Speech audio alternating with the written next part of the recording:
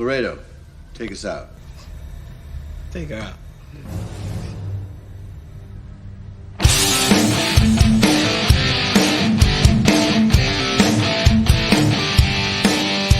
All right.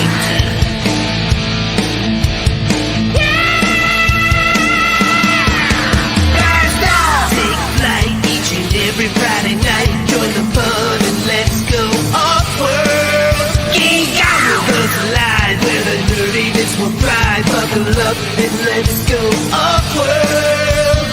Toys, comics, pop culture news, movies, and so much more.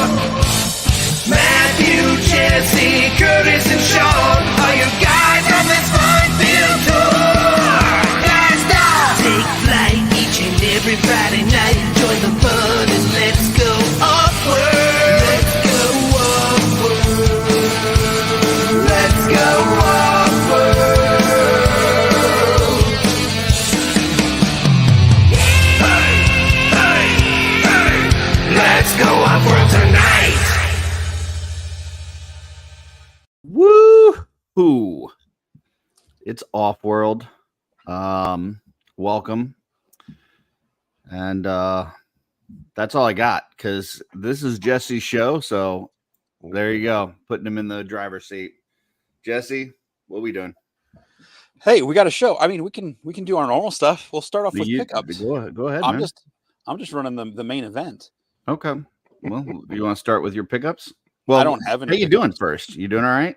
I'm okay. It's been a hell of a week, but You've been I'm celebrating one of the X-Men, right?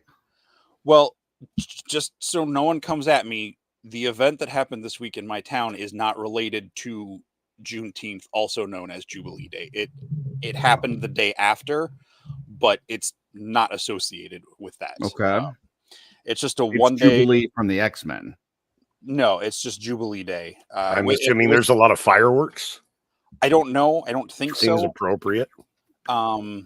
It's the largest one-day street festival, I think, in the U.S., at least on the East Coast.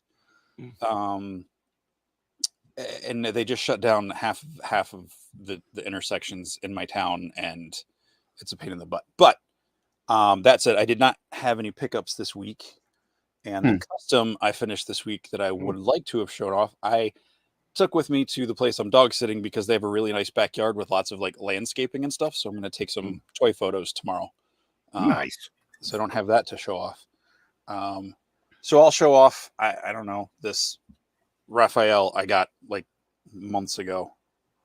Nice. It was a little blind box thing. Cool. It was like the little sewer sets where you like got like a crank and had to turn open the sewer lid to open it, and there was slime. I don't know. Yeah. Beautimous. That's it. Joe, you got any pickups? Well, I'm not going to show off the whole thing, but I did want to give a shout out to Chris Verone. I got a package of his flag stands.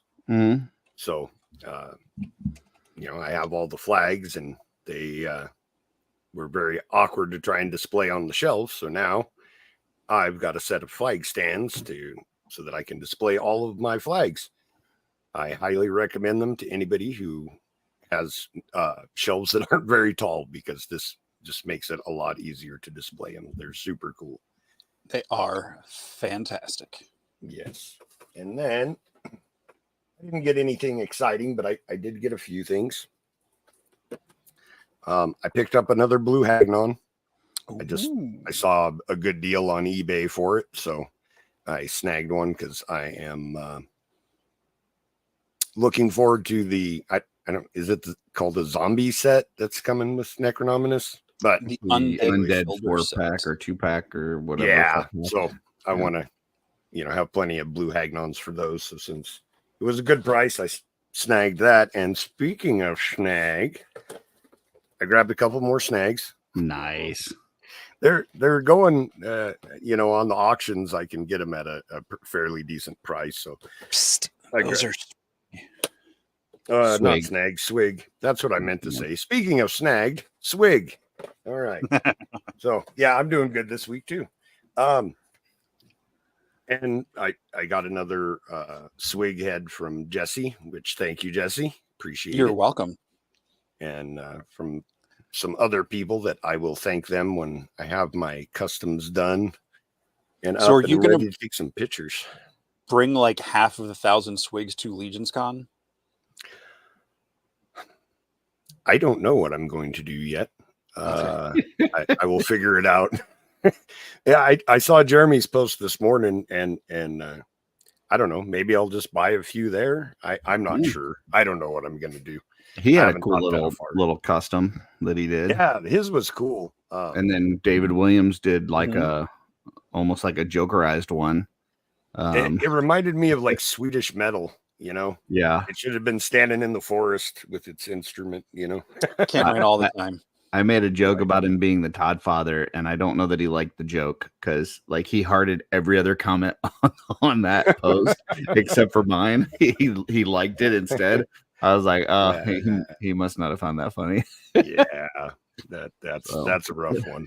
But yeah, I will have a snag for Legion's Con. I'm just not sure which one yet. But I am working on some pop and swap custom ones that I'm having a lot of fun with. I just haven't had a lot of free time lately. So okay, get that project. I hear that.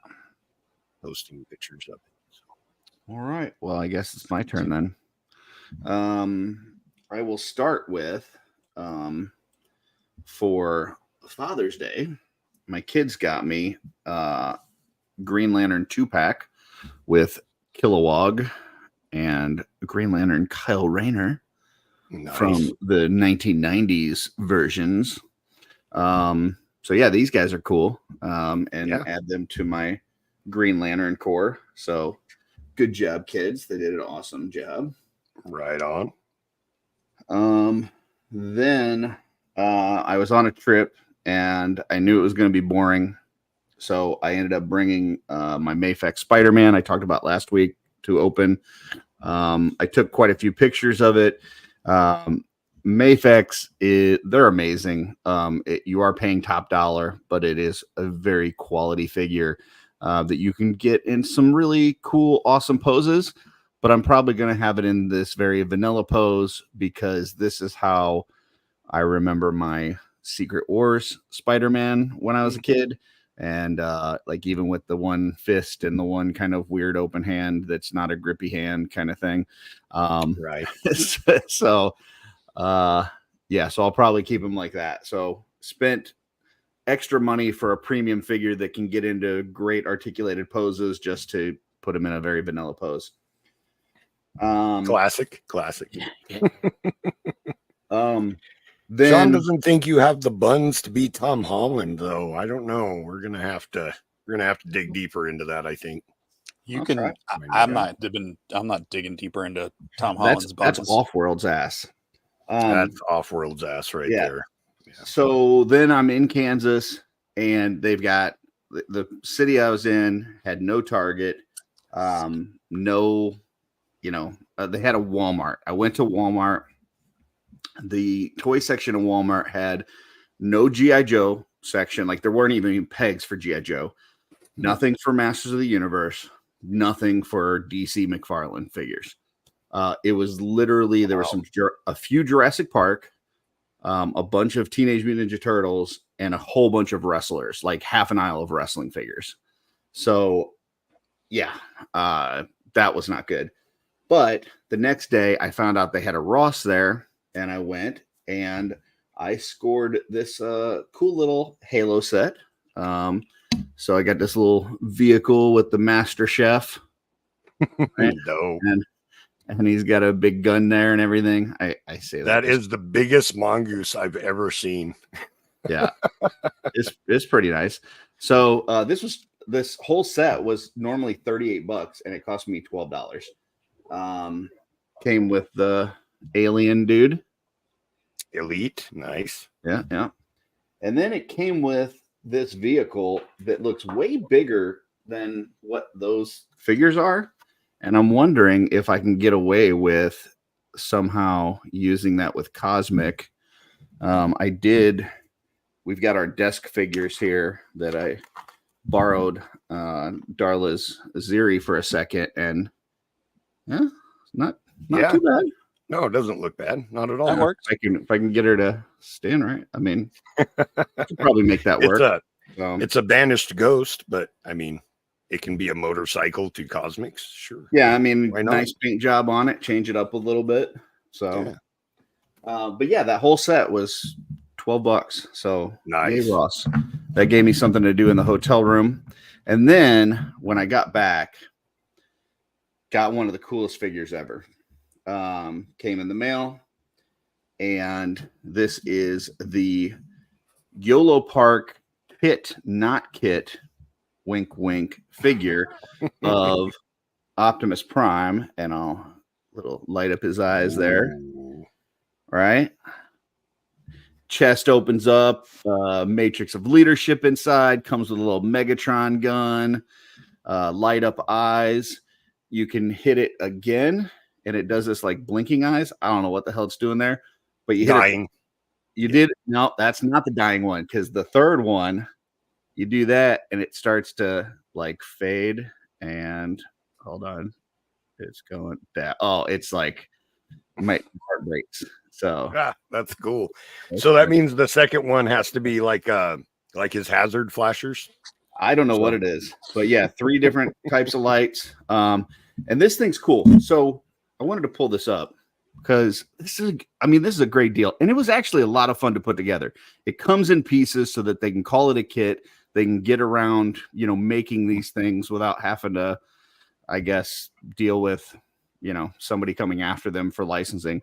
But this is, let me get my mouse over here. Is the price on here? Stop. Wait, right under the picture. Well, let me go up. Oh yeah, $50. $50. I got it. I think I saw an ad on. I mean, I've seen these talked about, but I saw an ad on Facebook, and I clicked on it, and I was like, man, $50 just seems like too good of a deal for this. And I tell you what, it is the best value of any figure that I've had this year. Like, the value of this is crazy. Just in comparison, this is like $120 3-0 figure. And I think the YOLO Park blows this thing away. Like, really? There's more metal in this than in the 3-0 one. I think it just looks cleaner. It's bigger, like it stands taller. Right. Yeah, this thing, the articulation pretty good. The articulation's amazing. I mean, his like feet rock. He's got a toe kick, like a McFarlane figure. I mean, he can move any which direction. It's really good. It comes with this stand, which is really not good for anything unless you want to have him like up in the air, because it's too tall. So like you really can't hold him if you're just standing him up, and it won't let you bend it down any lower than that.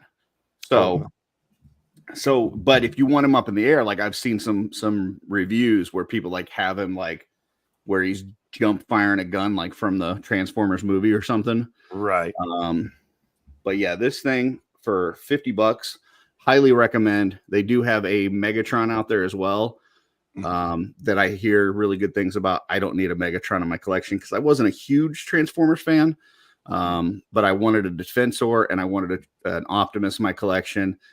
That 3-0 was filling my Optimus role until I saw this one, and that 3-0 is going to either get traded or thrown away or given to Goodwill or something. So, because this one's very cool, man. So yeah, I think Brick Something did a review of the Megatron. It was pretty slick. Yeah, it looks good. So, if anybody's looking for kind of like the definitive Optimus Prime, $50, that I would highly recommend. So, right on. Good to know. Yeah, so that's it for toys for me for this week. I did get, while I was gone, my Zaxius showed up, but I haven't had a chance to get into it yet. So one of the things that came with my Zaxius, though, was new stickers that designed by Jesse Arnold for Art by Akerman that has me and Darla on it. So really excited about that. That we started bagging up some of her capes for Legion's Con. And so now we've got stickers with both of our faces on it. Yeah. Right on. So that's pretty exciting. That is exciting. Yeah. I And need a Joe sticker. yeah, and before I left, I got the new pins in. So I've got some more Shooting the Shelf pins and our new Art by Akerman pins from China. So yay. Very Nice. cool. Yeah, that's awesome, man. Branding. It's all about branding. Yeah. She's a fine girl. I see Sean out here. When I opened this Optimus and I'm starting to piece it together, it was really a lot of fun actually putting this kit together. I mean, it's really it's easy to put it together. You can put it together in about 5-6 minutes. But as I'm putting it together, I heard Sean's voice in my head doing Optimus's voice. So I heard Sean doing Optimus. Yeah. And he's even got like articulated fingers and stuff, which normally I would say is not a good idea for a hand. But for a robot, it actually works well and it allows him to grip stuff pretty easily. So Arise, Acronis Prime. yeah. So there you go. If you want an Optimus, go get it. It's awesome. Dig it. And I want to say that the shipping was it had to be like super cheap. It was not expensive and it came super quick from China. So anyway, enough of my toys. What else do we got? What is supposed to be next? If I look at the Duchgeda, that's the Jesse Genda. Well, that was Payload. So Event Horizon, I guess would be next. Because we don't do transmissions because Joe gave you folks like 2 weeks to try to ask questions. He said you failed him miserably, and he said, "Screw that segment. I'm never doing it again." That's what I get for trying to include the fans. Those were his words, not mine. So hey, this is a better conversation for when the camera's off. Gotcha. You're kind of pulling back the curtain here, Curtis. Everybody thinks I'm nice. You can't be saying those kinds of things when we're live, man. All right. Are we not turning our camera off? Is that the thing? You're breaking up the illusion. Gotcha. No. Are we not turning our cameras off? Is that not what Joe just said? No, I don't think so. I thought it was, but then he kept his on. So I don't know what I said. So. All right. Next is Event Horizon, which I will not flash on the screen due to seizure warnings by Mr. Arnold. Go ahead. What? Oh, right. This is your segment. So this week on Event Horizon, I don't really have anything to bring up because the only thing we can really do is play the trailer, which dropped, was it this morning or yesterday? But coming soon to HBO, Max, is the continuation of Matt Reeves' The Batman universe in the Penguin series. The trailer dropped. I know Curtis was kind of excited to talk about this one. Joe, have you seen the Batman movie? Are you interested in this Penguin spinoff series? Have you seen the trailer? Do you know anything about it? Am I speaking? I don't know anything about it. I knew they were going to make one. I did watch the Batman movie. Okay. Colin Farrell is one of my favorite actors. I couldn't believe that was him the first time I saw that. Yeah. Man. Between the makeup and the voice acting and stuff, Right. Like, it was cool that he was in he played Bullseye, right? In Daredevil, the old Daredevil movie. He did a really good job in that. He's in one of my favorite movies. It's called In Bruges. Yes. So good. Such a good movie. It's fantastic. It's really good. And it's a foreign film, but in a good way. Okay. Yeah. But so if I watched TV, I might be excited. I still haven't watched like Peacemaker and stuff like that. And that was something that I was looking forward to. I just have trouble getting around to watching TV shows. Peacemaker's freaking amazing. I've heard that almost universally. So I want to agree. Yeah, Yeah, Peacemaker. Yeah, so, I'm not sure how this one's going to be. I mean, I love that universe, but like, and I understand like the Peacemaker series, like Peacemaker was kind of a D-bag in Suicide Squad, and even starting off that show it is, but they get you to like him. But I couldn't tell from the trailer, are we supposed to like the Penguin? Like, is he gonna? I think I don't know how that's supposed to go. It almost feels like they're making it out like not like he's a good guy, but you're gonna understand where he's coming from, or something. I don't know.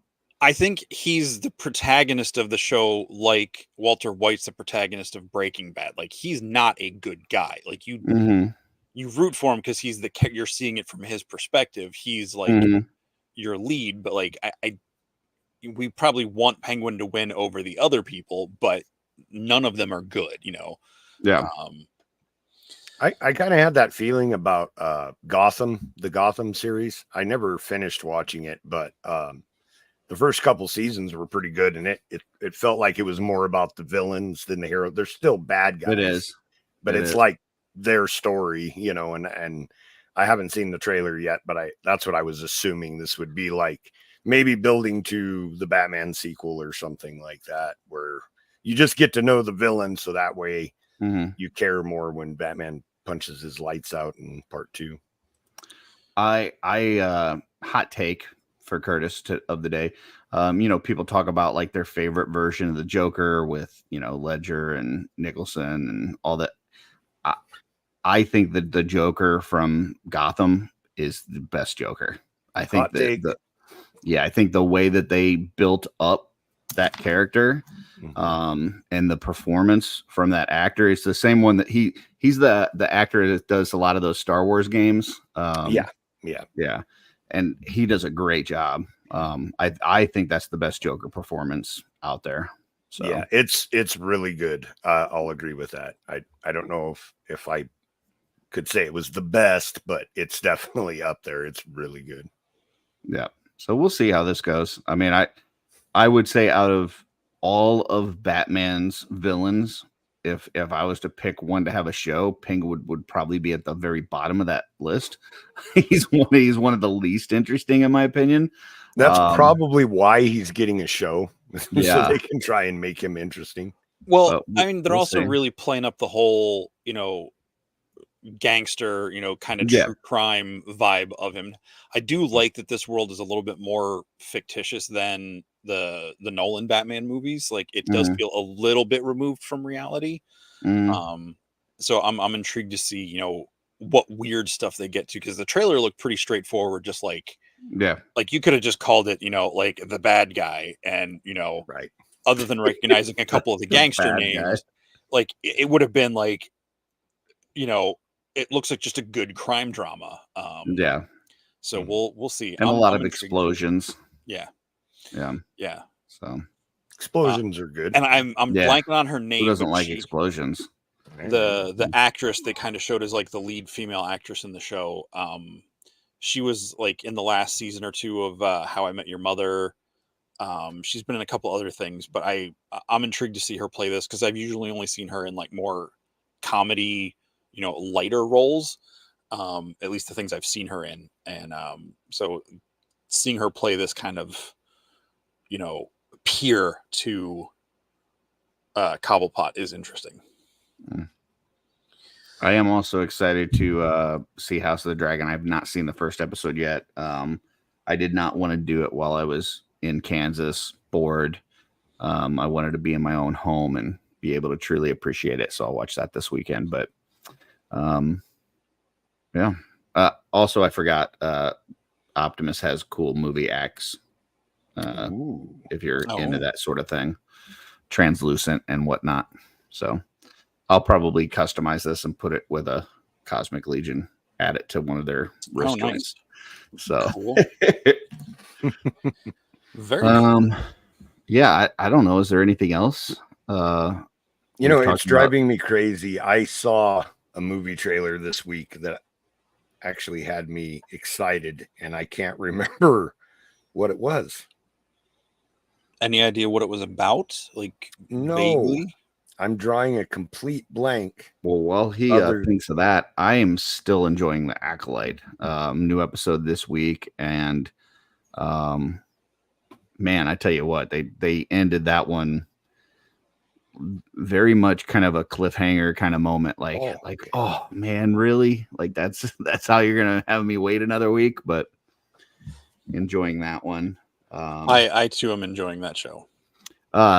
And I've been watching Stargate lately, which has been an interesting experience because, it's an older show, so there's some of the effects and stuff that don't really hold up as much, but it is a good show, and it's one of Len's absolute favorites.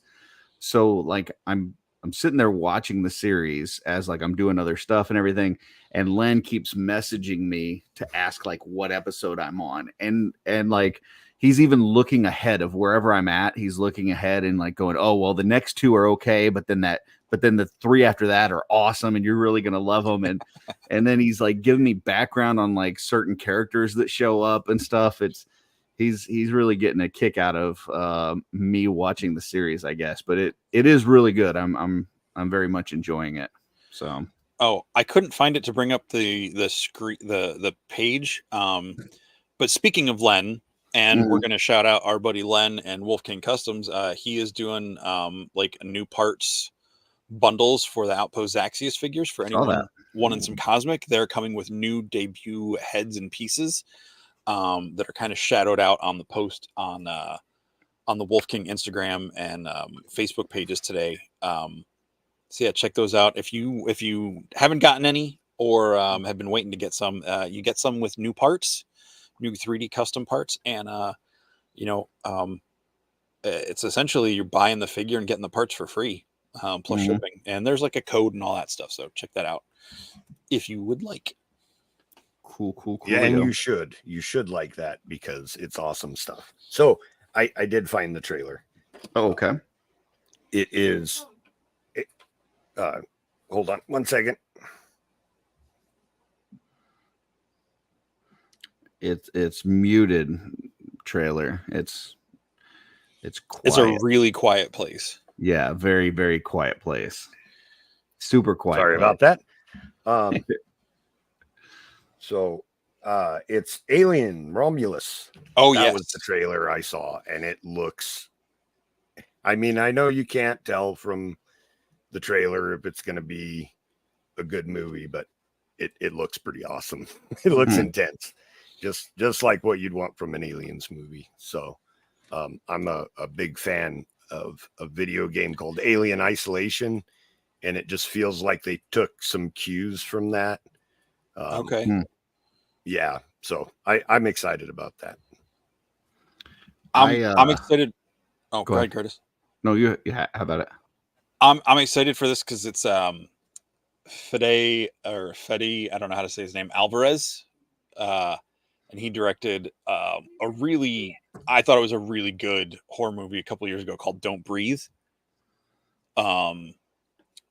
where some kids break into like a blind guy's house and they're trying not to make noise, but it's the Lang, the actress, that's not Scott Lang, that's Ant-Man. Stephen Lang from the Avatar movie. He was in the Conan movie with Jason Momoa and some other he's other things that I can't think of at the moment, but it's a really good movie. He did the 2013 Evil Dead. I didn't see he's a writer on Don't Breathe too, but the tension in Don't Breathe was good because it's just like these three like teenagers breaking into this house and they're trying to not make noise to, draw this blind guy's attention because he's like a total badass. And it gets a little creepy at some points, but I think Romulus looks really good. It does, and it looks more like a nod back to the original, where they're just trying to survive. I of course love Aliens, and the Marines kicking butt is awesome, but like I said, I'm a big fan of the Alien Isolation game, and in that game you can't kill the alien.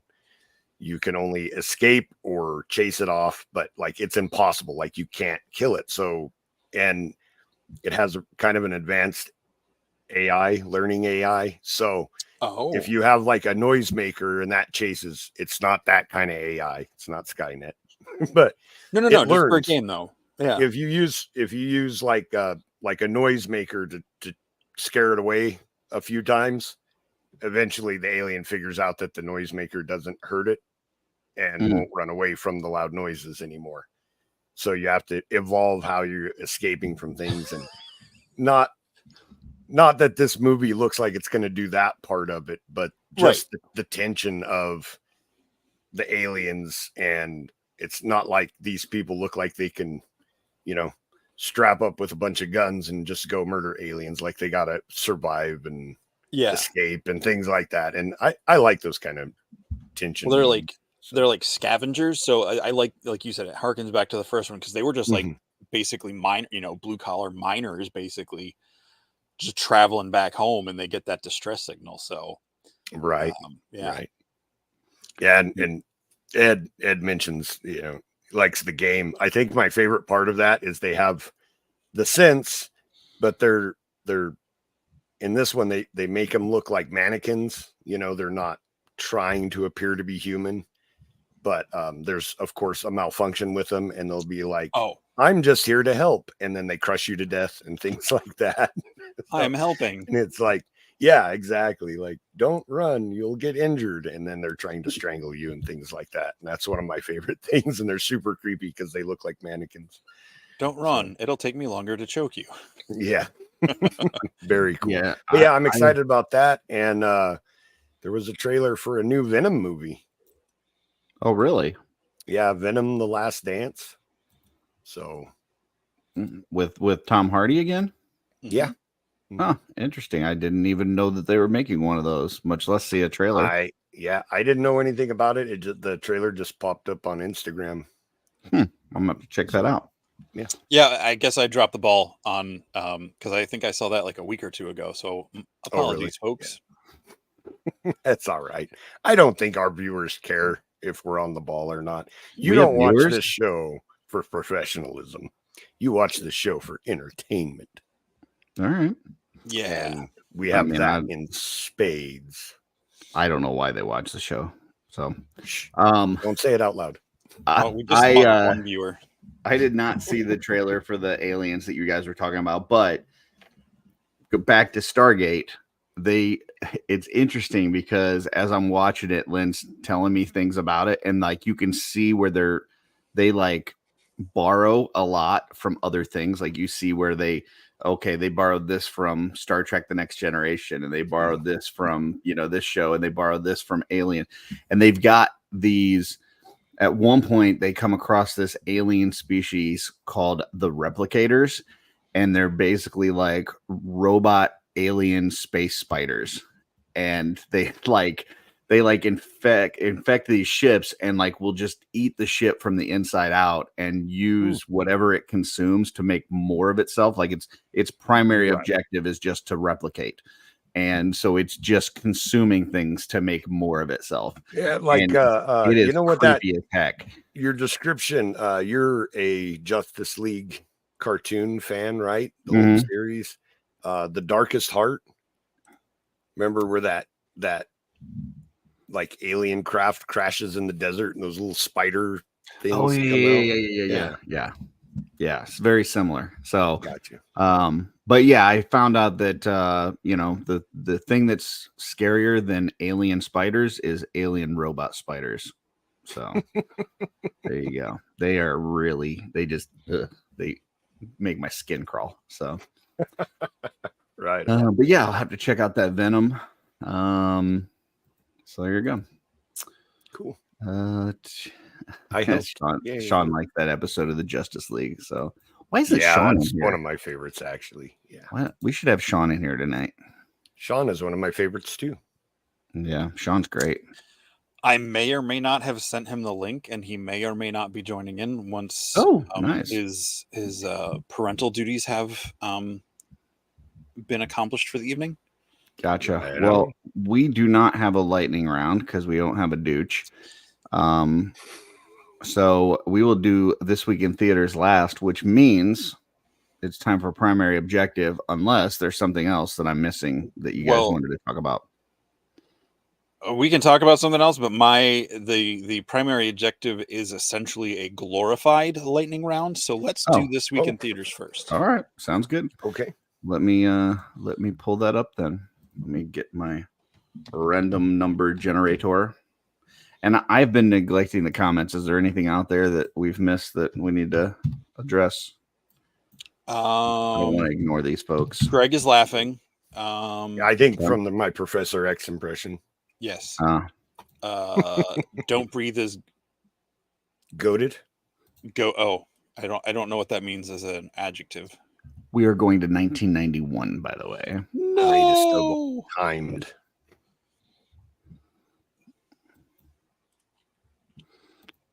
Don't forget to smash that like button, folks. Helps us out. Yeah. Let other people get it on their algorithm or whatever. And we're doing another episode of our D&D this Monday, so that'll be up later this week. FYI, look for that probably early in the morning Tuesday. We are looking for June, February, 21st. Hey, there we go. I know all what right. GOAT greatest of all time means. I just don't know what greatest of all time means. This is looking pretty good, but I can guarantee 1,000% that I know what Jesse's seeing. But we'll go through them. Jungle Fever. So for those of you that have not seen this, this is This Week in Theaters. We travel back in time. The random number generator landed on 1991. So we've all traveled back to 1991. We're not the age that we were then. We're at the age we are now. We walk into theater. There's top 10 movies are in the theater, and we can pick one of them to watch. Here are our options. Number one at the box office that week is Robin Hood, Prince of Thieves. Robin Hood decides to fight back as an outlaw when faced with the tyranny of the Sheriff of Nottingham. Next, we have City Slickers. On the verge of turning 40, an unhappy Manhattan couple is roped into joining his two friends on a cattle drive in the Southwest. That was them turning 40? Yes. I know. Now I feel really old. I don't. We're not Rocketeer. A young pilot stumbles onto a prototype jetpack that allows him to become a high-flying masked hero. Next is Dying Young. Caregiver falls in love with a terminally ill man. I'm not going to see this one, Curtis. Spoiler alert. Yeah. Backdraft. Two feuding siblings carrying on a heroic family tradition as Chicago firefighters. But when a puzzling series of arson attacks is reported, they are forced to set aside their differences and solve the mystery surrounding these crimes. Number 6, we've got Jungle Fever. Family and friends of a married black architect react in different ways to his affair with an Italian secretary. Then we've got Don't Tell Mom the Babysitter's Dead. 5 siblings are left alone all summer when their mom leaves town and the evil babysitter bites the dust. Next, we've got What About Bob? A successful psychotherapist loses his mind after one of his most dependent patients, an obsessive-compulsive neurotic, tracks him down during his family vacation. And I'd like to give myself a pat on the back for making it through that description and not stumbling over all of those words. Next, we've got Soap Dish. An ambitious television soap actress connives with her producer to scuttle the career of the show's longtime star, but nothing works as they plan. And last but not least, we have got Thelma and Louise. Two best friends set out on an adventure, but it soon turns into a terrifying escape from being hunted by the police as these two women escape for the crimes they committed. There you go. That is our top 10 at the theater. And we are now joined by Sean Scavarna. How's it going, Sean? It's going very well tonight. Transform and roll out.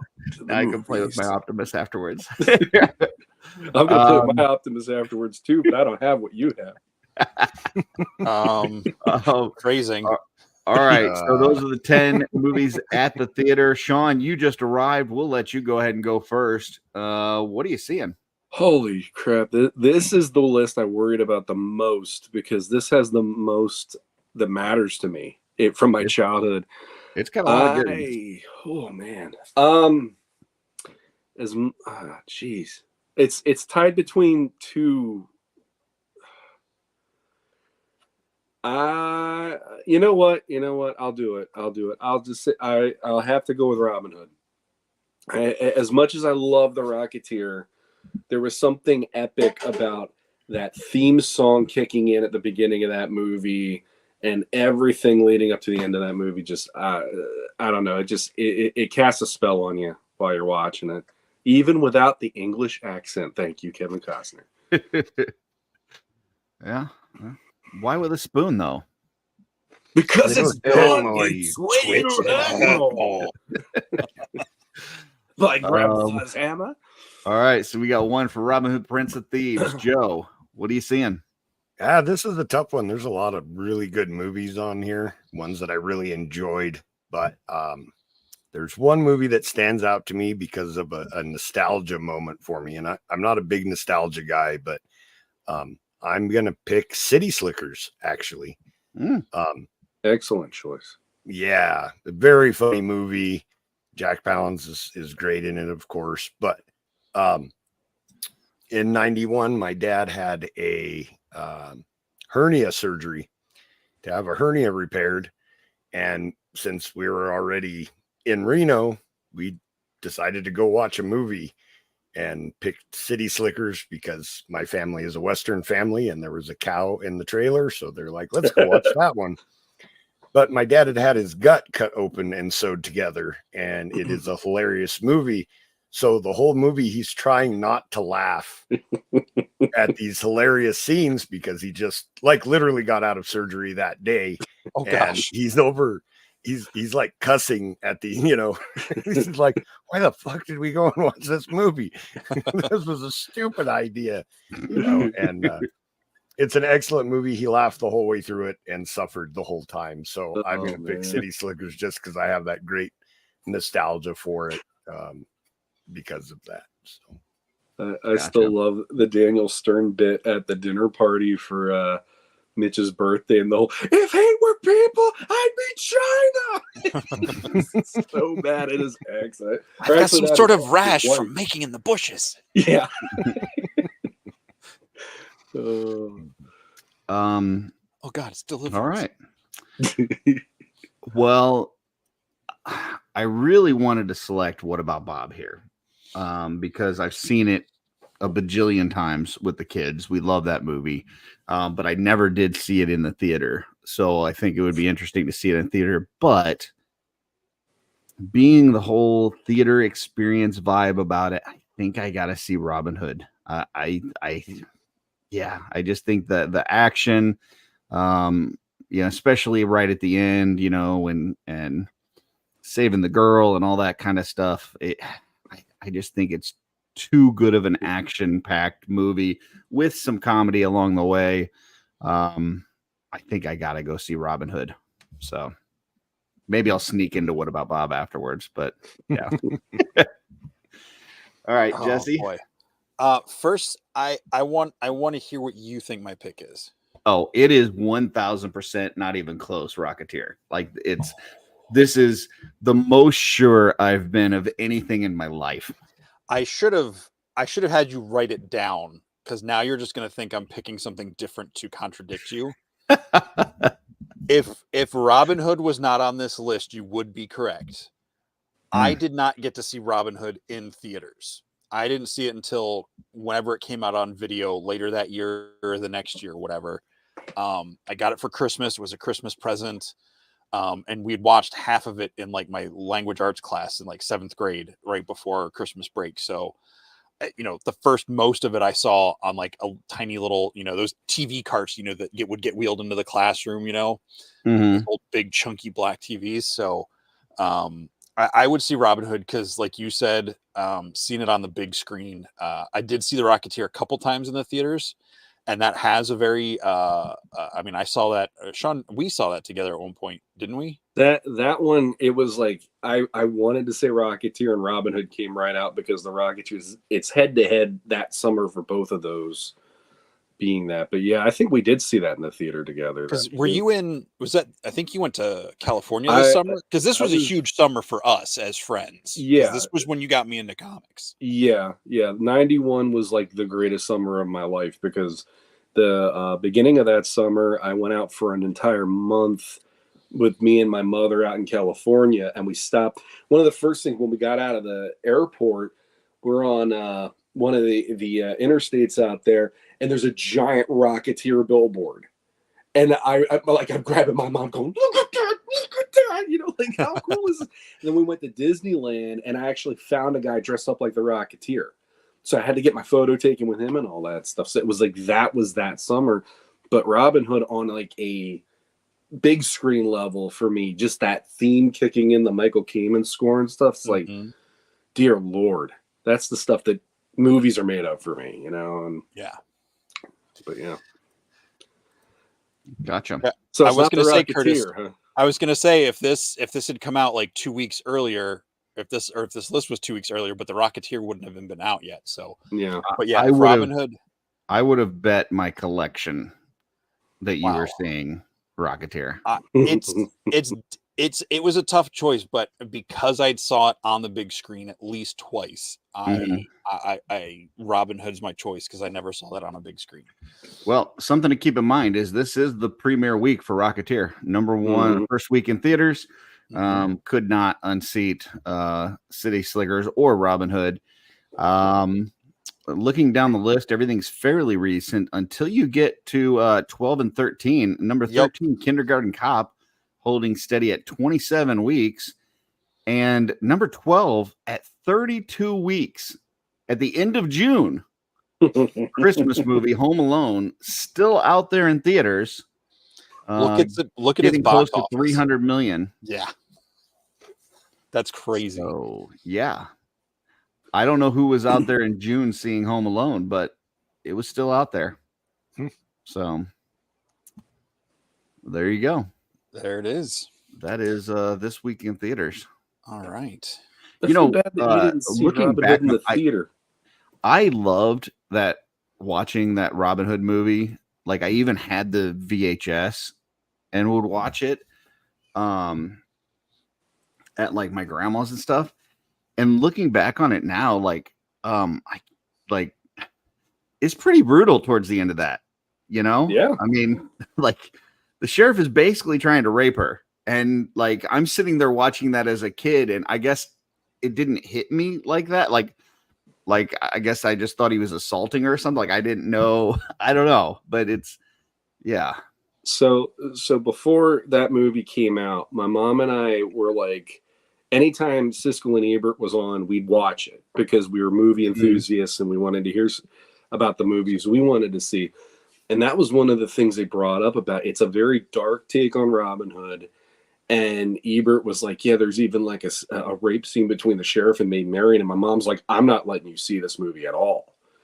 And then this one afternoon, I think my mom really wanted to just get out of the house. And she goes, okay, we're going to go see it. And if it gets too much into something, either we leave the theater or you close your eyes and put your hands over your ears and I'll let you know when it's done.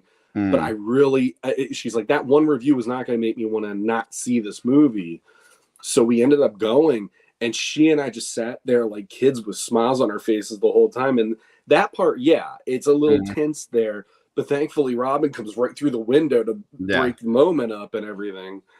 But like, you know, the thing that I remember still about that summer with Robin Hood is PBS aired the Errol Flynn Robin Hood that year. So I got to see that before I went to see the Kevin Costner one. And that one being like the whole, everybody's in the pixie boots and the tights and, you know, we're the merry men and all that stuff. And there's the scene in it where he's trying to gather up the, he's trying to muster up the merry men to go in and actually like start a war against Nottingham.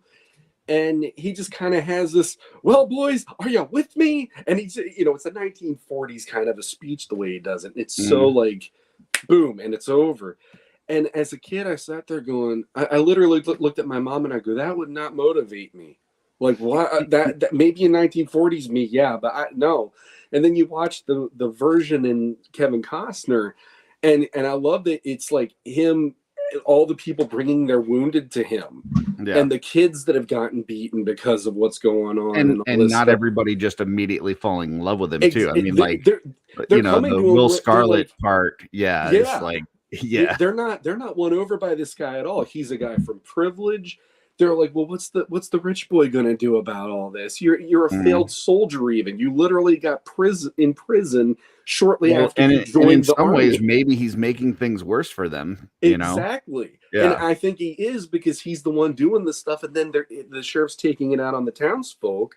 And I love that, the kid's like, look what he did to my boy, and he's showing all the wounds and stuff. And I love how it seems like, well, if you wanted your audience, you got it. And he does the whole thing. What child couldn't be taught how to find the chinks in a suit of armor?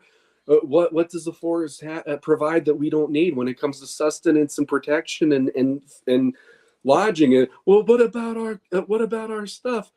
Then by God, we take it back. And like, I'm 13 years old, like, yeah. It's like, that's all I needed to go, that's Robin Hood. All right.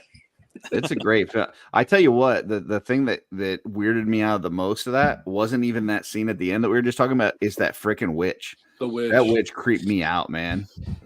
Yeah.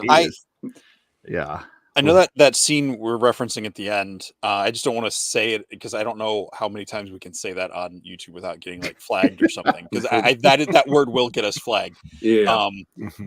But it's weird because it is a horrible. I'm not trying to make light of that situation at all, but like they play it up almost comedically in some aspects, because the whole like view of him like trying to like spread the like where he and they have a noise when they do that. It's like there's that, the way the noise and then there's the banging on the door, because Azim's trying to break the door down with the statue, and then the witch just nagging at him the whole time. And the witch, my favorite part is when she puts like she gives him the pillow, and then Marion's just like, "Are you kidding me?" Like, it's a horrible scene. Like, so at least they put in some levity into it to kind of alleviate, we're not gonna go all the way with this, But even when you're watching it, though, especially as a kid, you're like, oh no, he shouldn't even be touching her. It's like this is, the pillow. It's just like just the look on is it Madeline Stowe? Mary Elizabeth Master Antonio. That's what I said. Mary Elizabeth Master Antonio. Just sounded like Madeline Stowe. One other thing. No, definitely not, Doak. Definitely not.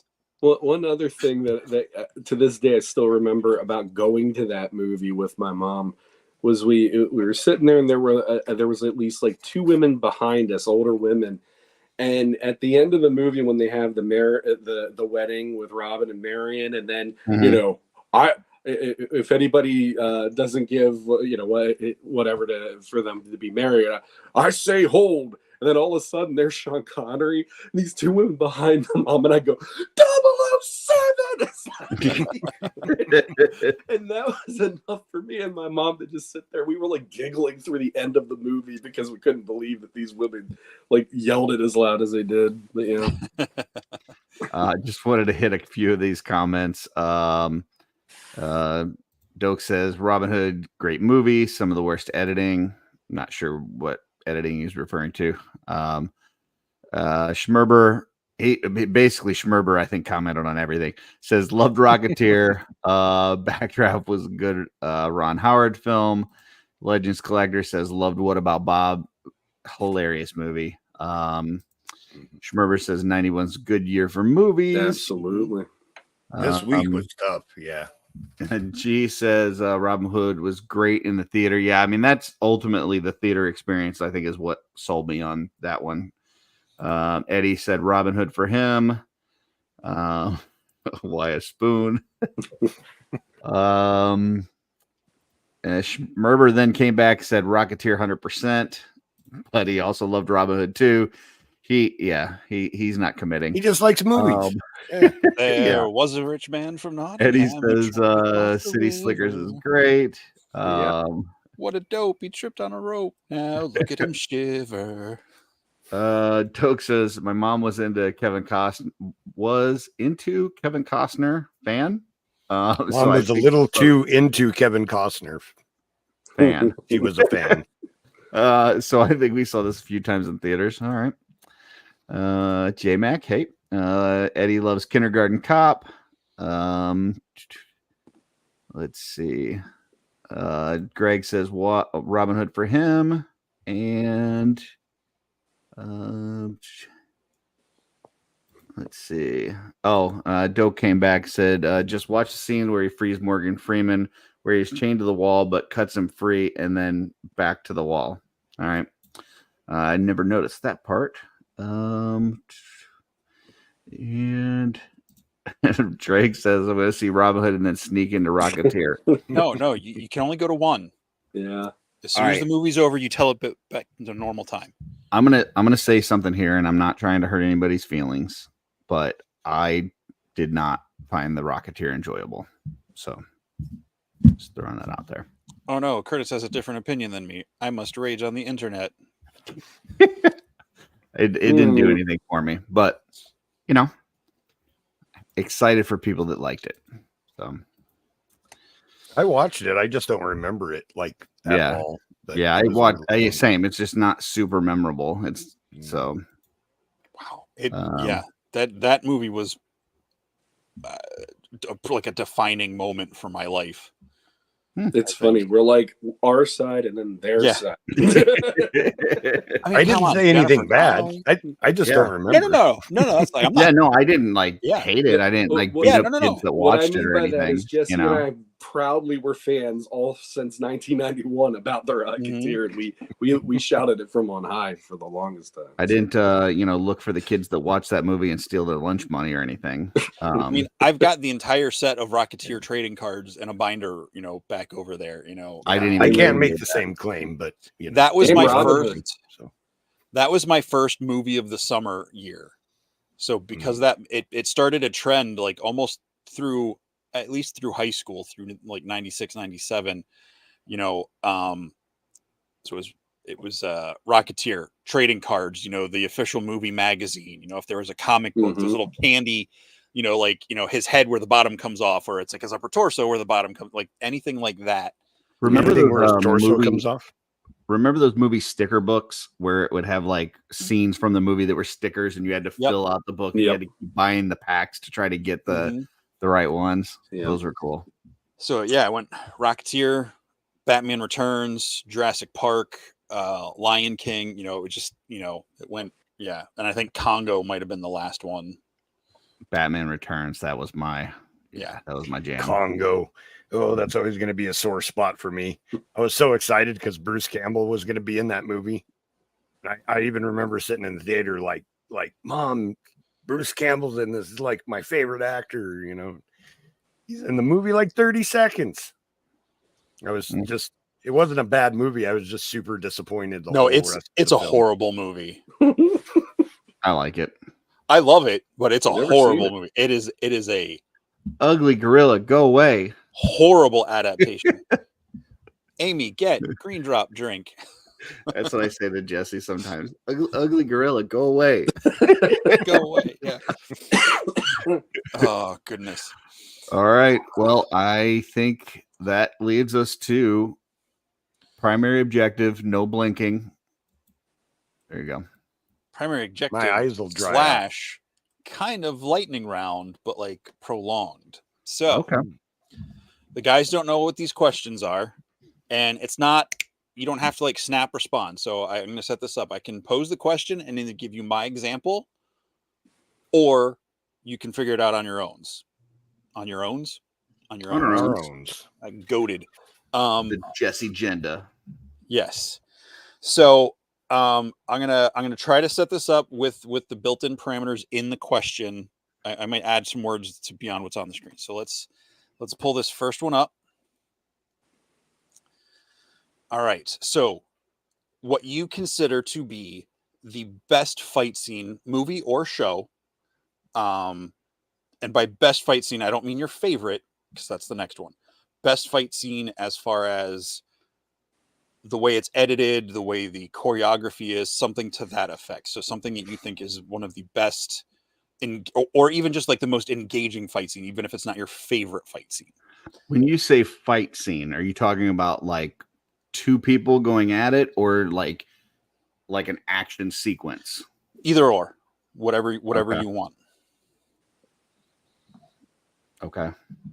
I guess go ahead. You want me said to you're going to give your example first? Do you want me to give an example first? Give Sure. you guys a minute to think. Sure.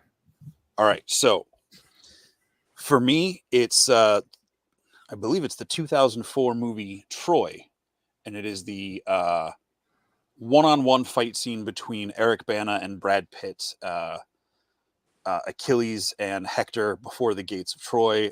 Just the choreography. Now, I mean, I know it's not maybe like the most flawless thing, because I watch a bunch of these like breakdown videos where like stuntmen or like sword fighters or like, people who know these weapons like will break some stuff down.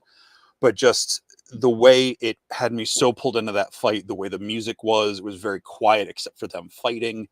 And it's just these two little guys in front of this massive wall with, hundreds of thousands of people. And then the other army on the other side of this big empty dirt field. And just the way Brad Pitt, just his physicality when he's like launching the spear and like fighting with the spear behind his shoulder. And that to me is probably one of the best fight scenes in a movie. Gotcha. I would say the one that sticks in my mind the most, and a lot of these from the movie I'm going to mention, a lot of them kind of roll together into like one memory. But the fight scene specifically that I would pick would be from The Matrix. I would say the subway fight scene.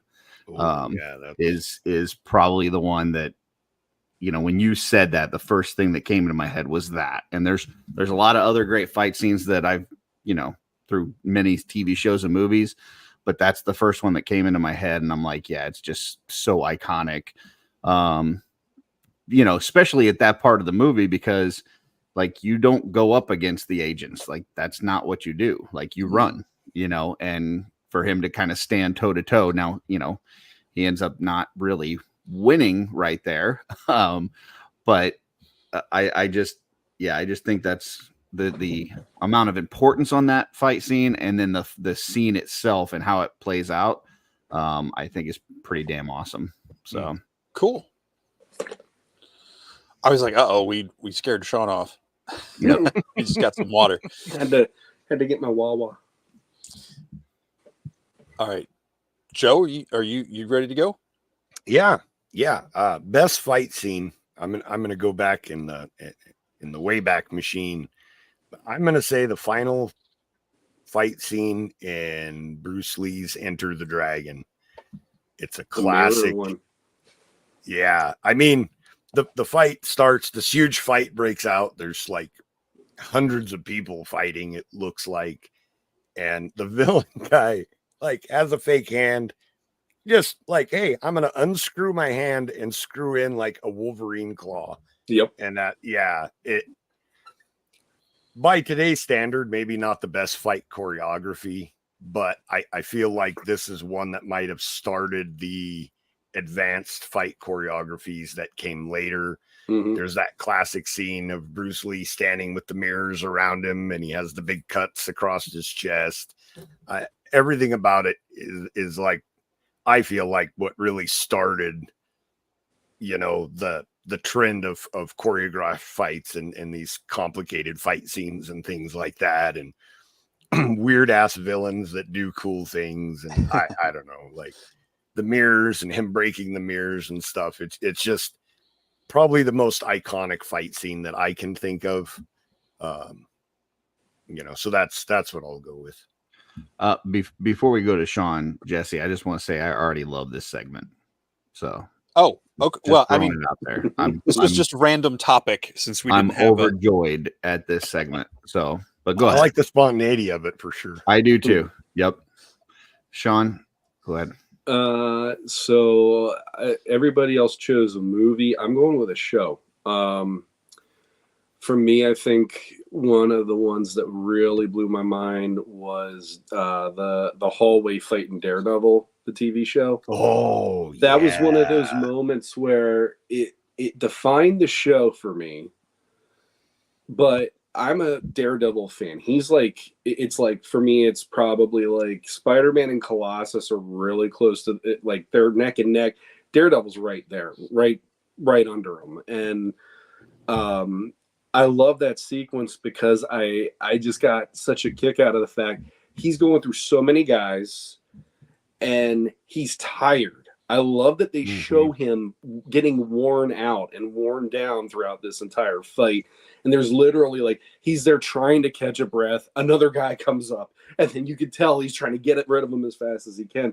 And the other thing on top of it for me is the reason he has to go through that at the very end of the scene where he gets that kid and he gets to walk out with the kid because he got through everybody. It was literally like, me on the edge of my seat watching this going, I think he's going to win, but God damn it, Matt Murdock, you better win. It worked for me on an emotional level. It worked for me on a visual level. And I like that there was some realism because Matt only has heightened senses. So he's not a superhero in the sense that he has endless endurance, but he still kept going. He had that Rocky vibe, it doesn't matter how many times you get hit, but it's how many times you get hit and keep going. It's like that personified that speech, watching that sequence. And the way that it was directed, I will give you props on that one because that's probably the most you need to watch this. And I show people on YouTube just that fight scene because I loved it that much. But the fact that they did it, I don't know if it was all one take, but there's no cuts. The camera is just moving down the hallway, which I thought was really a really cool way to do it. Yeah. It was one I strongly considered. It's super iconic. And I think, those types of scenes, because there's also like a stairwell one, like when you kind of look through the different Daredevil ones and the Punisher series, like there's the prison one in Punisher and stuff. There's I think those series were very underrated. For people that didn't watch those, it's worth it just for the action, but some of the storylines with those are really good as well. So yeah. Okay. Well, continuing in the same vein, and I already spoiled it, your favorite fight scene in a movie or a show. So it doesn't necessarily have to be the best technologically filmed, edited, whatever, just the one that is like one of your favorites. And I can lead with my choice or I can go with at the end. Go ahead. Or unless you want to move down and have me start this time and keep going, or however you want to do it. No, I'll go first. Just so mine is from an animated show, and it was a close tie between two, but I'm only going to talk about one. It is the scene from Rebels. Spoiler alert if you've not watched Rebels yet, when old Obi-Wan faces off against Maul for the final time. Solid. What I love about that scene is it's the complete opposite of Revenge of the Sith. Like the duel between Anakin and Obi-Wan, and that is so. And I'm not making fun of it or trying to like poop on anybody who loves that scene because it is an epic scene. The score for it is great, but like it just goes on forever. Much like that Daredevil scene, but like you see him those guys never look like they get tired, like they get hot and sweaty, and it just goes on for like the last 30 minutes of the movie. But like the fight in Rebels, it's just Maul and Obi-Wan over a campfire. It's very kind of like classic samurai. They go through a couple poses. It's like 1, 2, 3 hits. If it's even that many moves, and it's over. It just there's so much like in the way Obi-Wan stands. He moves through like his 3 different poses before the fight even starts. Like showing his progression of a character. Maul is still just all the same, and then it's just and it's over. I just love the simplicity. Yes, it's not as epic. It doesn't have like the pizzazz or the flair of the prequel lightsabers or even the sequel lightsaber fight scenes, but it just, I don't know, it just delivered a really powerful story for me. So yeah. Offer a little piece of feedback here. If we were to do this again, I'm not sure if this is something that would be a regular occurrence or not. I love it. I hope it is. If we do it again, I think instead of doing a slideshow, it would probably be better to set up banners ahead of time so that we could just put up the banner and then we can all be on the screen and stuff and have it, whatever. So just, I was going to do that, but I figured you guys would see the banners, so I didn't. Nah, we don't look ahead. We don't prepare. So, I am going to pay attention to the man behind the curtain. Yeah. When you I'll say when you popped it up there, you said favorite fight scene. I'm like, this is the same fucking question. Like, what is he talking about? But the more you explained it, I'm like, okay, I get it. And it did help me think of what mine would be. Okay. And it is different. It is different than what I think is the best fight scene, because it gets me jazzed, but it's not good. And it's the I don't know what you would call that, like the throne room scene in Flash Gordon, where he's like basically playing football and like knocking all these guys around, and like they're just throwing him this like egg that he's using as a football, and then Hawkman like bonking people on the head and shit.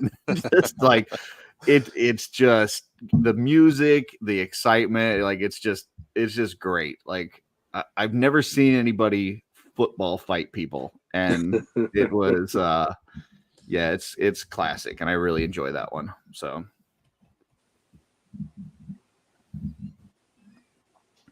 I've never seen that movie. Oh gosh, sounds funny though. That was right in the heart, Yeah, sorry, man. I don't watch a lot of movies, so I mean, you got to watch it just for the soundtrack. Like the Queen soundtrack to that is amazing. I've heard that. Yeah, it's worth giving it a watch, Joe. Whenever you have a lazy weekend or weekday, whenever your lazy days are, which I know you almost never have like a lazy day. Or there's something going on. You're God forbid you're in the hospital. If ever Curtis picks that for our, well, if we ever do have you ever again, because Dooch decides to ever show up on another show, then yes, I will probably select that. So yeah, it's worth it just for Brian Blessed alone, because that guy, I have a feeling that guy thought everything was real in that movie. So I love Sam Jones so much. Like he just appeared on an episode of Stargate that I was watching, and like I immediately like in all caps to Lynn, I was like Sam Jones, and he's like who's that? Oh, yeah. He's like, I never realized that was him. I'm like, oh God, okay. Every time I hear Brian Blessed's name or read it, I just hear God and King Richard. Oh, when he charges out from Robin Hood. All right, Joe, what do you have a favorite fight scene? I do have a favorite fight scene. It is from my favorite Christmas movie, Die Hard. Okay. Oh, one of us. But that fight where he fights the big. I thought he was going to kick Joe out. But when he fights, I think the guy's Swedish, something like that. I don't know, that big guy in the room with the chains hanging. Yep. Because in the 80s, the good guys really just kicked butt. You didn't see them other than movies that were set up like that, like Rocky. But most action movies, the good guys just bulldoze, villains, and it wasn't much of a fight. And in my opinion, that was a very realistic fight for the time, that Bruce Willis just didn't go in and kick this guy's butt. They actually go back and forth. And my favorite part of that is when he wraps the chain around his neck and he's punching him and he's like, F you, F you, F you, F you. Because he's so frustrated that he can't like just knock the guy out, you know? Yep. And that has always been one of my favorite things in the world. And that's why I watch it every Christmas, you know, because it's the best Christmas movie ever. My wife and I both watched that while we were at presents, and I'm still to this day amazed. She's like, "This is our tradition. We're putting on Die Hard. Right, I'm not going to fight you. I'm happy." All right. So for mine, I'll go to 1990 Teenage Mutant Ninja Turtles, and my favorite is actually the whole sequence where Raph has to fight the Foot by himself, and then the guys are all coming up from the second time around store downstairs, and all of a sudden the three of them then have to fight every foot ninja the Shredder can throw at them until they break down the floor in her apartment, land in the second time around shop, and Casey Jones shows up to be the guy who gives them a chance to get the hell out of town so they can lick their wounds and come back later on. Because when I was a kid, it was pretty mind blowing. I mean, what I was like 10 or 11 when that movie hit, and it was mind blowing to see the good guys not win. Like, I thought that only happened in Transformers the movie. I didn't see many other movies where the good guys weren't winning constantly. So the fact that here Raph's completely out of the game for a while, and you have the three of them, and the three of them are like, we could really use Raph right about now. And, you know, like I said, Casey shows up at least. And I love the music when Casey shows up. And I love how it gets really quiet. And he's like, what are you doing with my little green friend over there, huh? Who is the babe? And then the next thing you know, that music kicks in. And it becomes the most intense, dramatic sequence in the entire movie. And I love that, like, there's fire going on. The place is getting, you know, catching on fire. Everything's going to hell. Fired. And yeah, and she's getting fired on top of that. Yeah, thank you. What's his name? I forget. Pennington. Yeah, I can't remember his first name. But anyway, yeah. So it all culminates in such a really cool scene, and it made me so excited to watch them come back from that. So, yeah, That's a good one. Yeah, I haven't seen that I want to movie. go watch that movie now. it's such a good movie. Mm-hmm. I mean, and of course, I'm sure we could all go on and on and on. So, you know, with other options, is that me? No idea. But let's move on to our next one. This one might be a little long for a banner. So, from any media, movie, comic book, whatever, anything you've ever indulged in, name two characters that are not normally related in a team that you would want to see team up together. So, you know, I'll be super, no, not cheesy.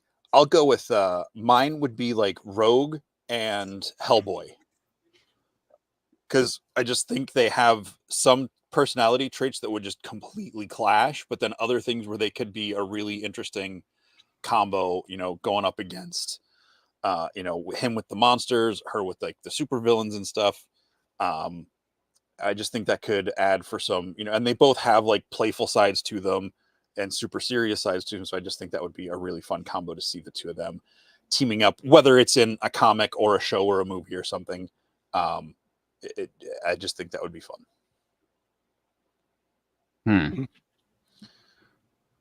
I'm gonna need a second, so Okay. I'll pass to either Joe or Sean, whoever may be closer to being ready. This is a tough one. Mm-hmm.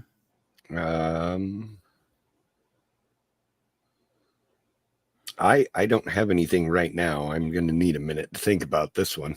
Okay. Okay, I think I may have one. I'm gonna go with Deadpool and Lobo. Okay. I think both of them are unpredictable. A lot of one-liners. Very good at killing slash fighting people. I think that could be a really interesting kind of like buddy cop film. Not that it would be cops, but you know what I'm saying, like that buddy cop vibe film, like putting them together. Yeah, I don't know. That's the best thing I can think of, kind of off the cuff. Sure. So, and that's why I didn't want to prep you guys with these questions beforehand. I wanted kind of like just off the cuff, like I said, semi lightning round. But I will say the other one that popped into my head, and I didn't go with it because they're kind of doing this right now in toys, is the whole turtle Masters crossover, and I think a Donatello Man at Arms team up. Trying to get their way out of something by building some sort of technological something to fix whatever it is that's going on. I think seeing those two together, maybe not for a whole movie, but even just a small bit, just seeing those two working together, I think could be interesting. So it doesn't have to be like the whole premise of a thing, but just two characters that normally would not interact together. Yeah.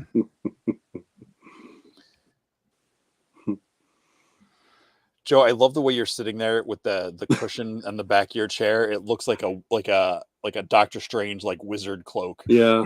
Oh man, I wish I had one of those. Dope.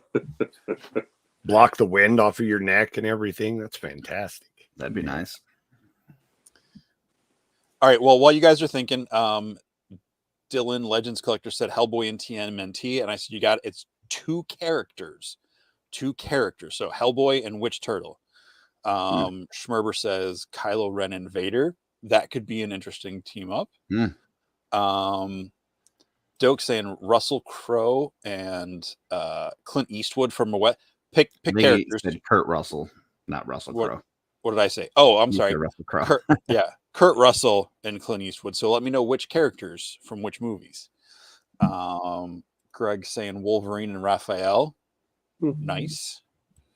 And Dylan picked Hellboy and Raph. Yeah. I mean, yeah. Nice. I think I'm ready. Okay. I'm going to go with the Master Chief from Halo and the Mandalorian from Star Wars. Okay. They're both like action characters that are for the most part very silent unless they have something important to say. They take off their helmets way more than they should.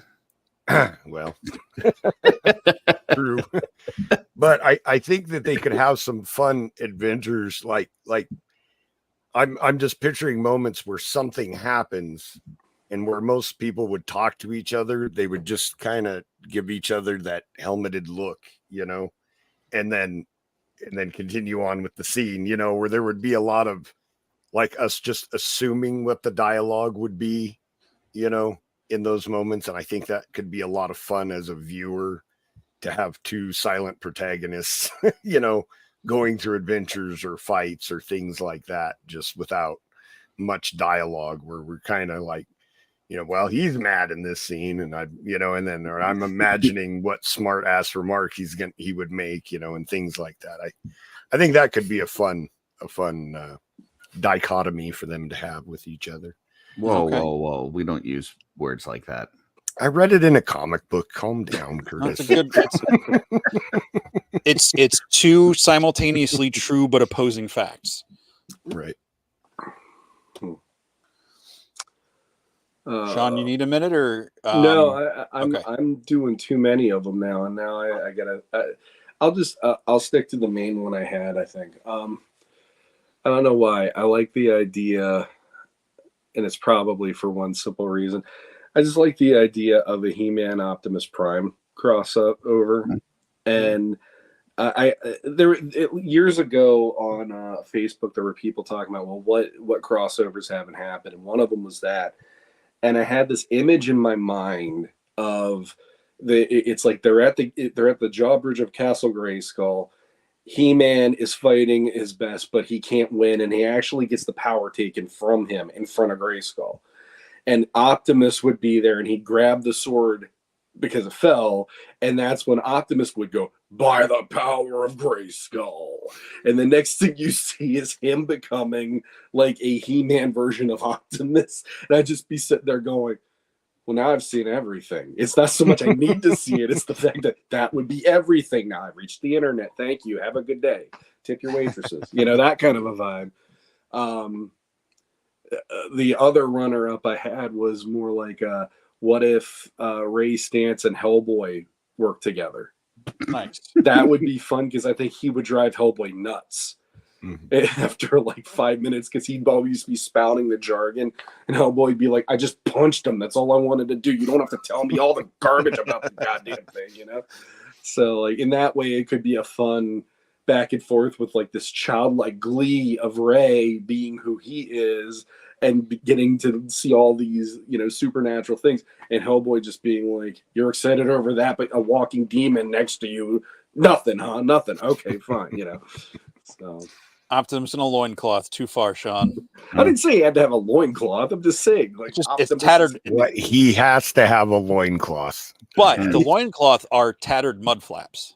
That would work, and it'd have the ladies on them too, because that would show he's now the man.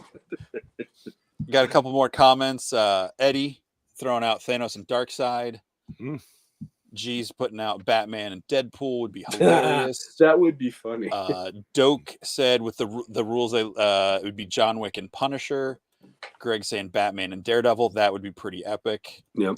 Dylan is switching his answer to Tarzan and King Kong, but he thinks that might have happened in a comic. But same with either of them in Planet. Yeah, seeing the two of them in Planet of the Apes would be crazy.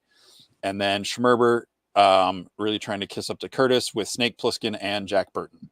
I don't know who either of those are. So Kurt Russell. that wouldn't be Kurt Russell. Yeah, that wouldn't be kissing up to me. How do you not know Escape from New York or Big Trouble in Little China? Not seen either of them. What? That to me is more shocking than Joe not seeing Flash. I don't know about that, but I said to me. Yeah, I've never seen either of those. Really? Wow. I am genuinely surprised. Yeah. I think both of them are right up your alley, actually. Yeah, for sure. For the type of movie that you like, yeah. When I was talking about trilogies at work, my coworker Luke, who loves Kurt Russell, and Roadhouse is one of his, I think, is his favorite movie of all time, the original one. He said his favorite trilogy is oh no, that's Swayze. I was like, where is he going with this? But you like that movie. Yeah. But what was it? I forget what he called it. I think it was Big Trouble in Little China, maybe it was Escape from LA, New York, Escape from LA, and then Captain Ron or some, because he's got like the patch in all three of those movies or something. I liked him in Overboard. That was good. Watched that about 1 million times as a kid. Yeah. I'll agree with Greg. I think Big Trouble in Little China might be one of the best movies ever. Big Trouble. The best thing about that movie, I'll add it to the list. I love that it's a Kurt Russell movie, but if you watch that movie, he's not even the main character, because everything that happens is not about him, but he's in it like he's John Wayne, but he keeps effing up constantly, and I absolutely love it for that reason. Yeah. What's up, TJ Williams? All right, we'll move on to the next one. One more that, as you were going through there, I thought would be kind of cool is John Wick and Neo together. Yeah. Okay. Whoa. Yeah. Whoa. Joe, you got an extra one you want to throw in before we move on? No, I don't. I struggled to come up with just one. So yeah, I'm out. Are those two different movies, Escape from New York and Escape from LA? Yes. Yes, they are. Sequel. Are they like one's a sequel to the other, or are they completely different? Yes. It's a sequel. LA is the sequel. Okay. New York is the original. All right. To be fair, I have not seen either of those, but I have watched Big Trouble in Little China. Have you seen The Thing at least? Oh yeah. Well, Okay, not good, till this good. past year. But yeah. still, you at least saw it. So Yeah. okay, because that to me is also quintessential Kurt Russell viewing. Yeah. I really like Escape from New York, and Escape from LA is okay too, but I don't know how well they hold up by modern standards. They might be a little cheesy, but it's still a lot of Kurt Russell goodness. Mm-hmm. But it's I got in trouble Big Trouble in last Little time China because I hadn't holds seen up just fine, but- the Mad Max movies, the first two. Mhm. So remember, I got in trouble about that too. Yeah, just weird, strange. All right. Next one, similar vein, but they're fighting.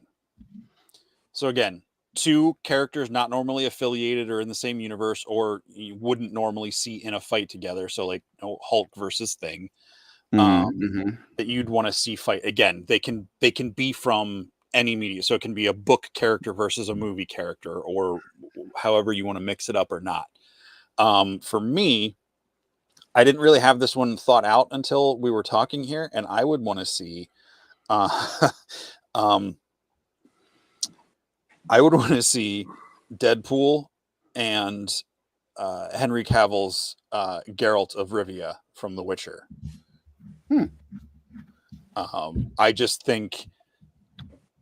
I think Geralt would get annoyed so fast. But like Deadpool's Deadpool, and like he's, he'll cut his head off and think he's dead, and then he gets back up, and Geralt's just like, fuck, just like like his brooding, broodiness, and then just Deadpool being the complete opposite. Yeah, that's my pick.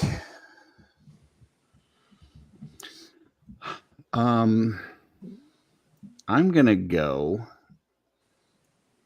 just because we were talking about it earlier, and I got the TMT movie in my head. I'm gonna say that version, Casey Jones versus Daredevil. Ooh, yeah, okay,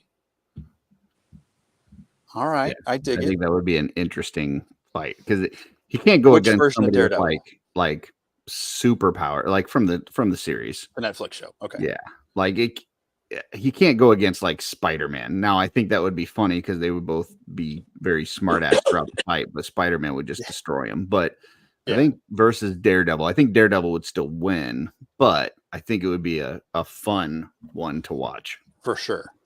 Yeah, I feel like it'd be one of those ones where it's like kind of like when Raph and Casey fight, where it's more like they're kind of testing each other out, not necessarily like finish him kind of thing. Yeah. Okay. I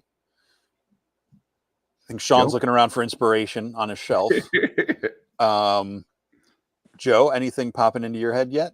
Yeah, I this one might seem a little far out, but it's just what popped into my head first. Driss Stewart from the Dungeons and Dragons novels against Mad Mardigan from Willow. You are a great swordsman. That's exactly the theme I was thinking. He's like flips his sword and then slips on the ice. But just like two of the best swordsmen from different realms, facing off. That's really good, Joe. I think that would be a really, really entertaining fight. Obviously not to the death because they're both good guys. Yeah. But you'd have to contrive a reason for them to fight each other. But it's two of the best swordsmen from franchises that I love. So I think that would be a really fun thing to see played out. Okay. Yeah, that's a good combo. Well, Sean, if you need a sec, I can read some comments. I got one. It's not one that I'm like, ooh, but it's one that I'm like, okay, I have one. So before I put the kids to bed, we were watching Kung Fu Panda 4. So I'm thinking about Poe right now from Kung Fu Panda. And I'm actually thinking it would be kind of fun to see Poe versus Battle Cat. Because that's just one that I would never have expected, but I'd be like, how's that going to work? And I'd need to see it. It's so weird that for me, I'd be like, yeah, I want to watch that and just see what would happen. Which Battle Cat? I would almost say any version, but I think either the Filmation one, as much as I'm not a big Filmation guy, but I think that version of Battle Cat works well with Poe, or the CGI one that Netflix had a year or two ago, where he powers up by saying by the power of Grayskull. I've never been accused of that because I'm so bald it's not funny. It's pretty funny. Yeah. But yeah, I don't know. I just kind of dig either version because as Poe's movies go on, he keeps powering up. Yeah. And if you use the Battle Cat from the CGI one, he could say by the power of Grayskull, he could power up. Yeah. So that'd be kind of fun to have those two head to head against each other. Okay. I don't know why, but just because. So. All right. So comments, we've got wait, I'm sorry. Who is Poe? Poe from Kung Fu Panda. Jack Black, the panda bear. Yeah, I've never seen it, but okay. Oh wow. Okay. His battle cry is skadoosh. And put it on the list. The original Kung Fu Panda is fantastic. I like the first three. I haven't seen the fourth one yet, but there's 4 of those. Yep. Yeah. Wow. The first one is one of the best animated movies I would put my money on right there. I'll agree with that. I like 2 and 3 a lot, but the first one is really really good. Mm-hmm. Wow. Okay. Like I've only watched the first one, but it's really good. Yeah.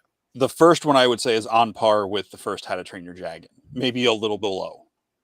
And you know how much I like How to Train Your Dragon. All right, Greg threw out Wolverine versus Lobo. I mean, that'd be an epic fight. I feel like they either, that'd be like an eternal battle. Carlo Escape from LA was corny when I was 13. Venom versus Predator. That would be interesting. From Eddie. Dokes Spider-Man versus Batman. So one of the Golden Childrens are out. I'm going to come back to that one. Chuck Norris versus Magnus. Specify Magnus like Magneto or like Magnus robot fighter?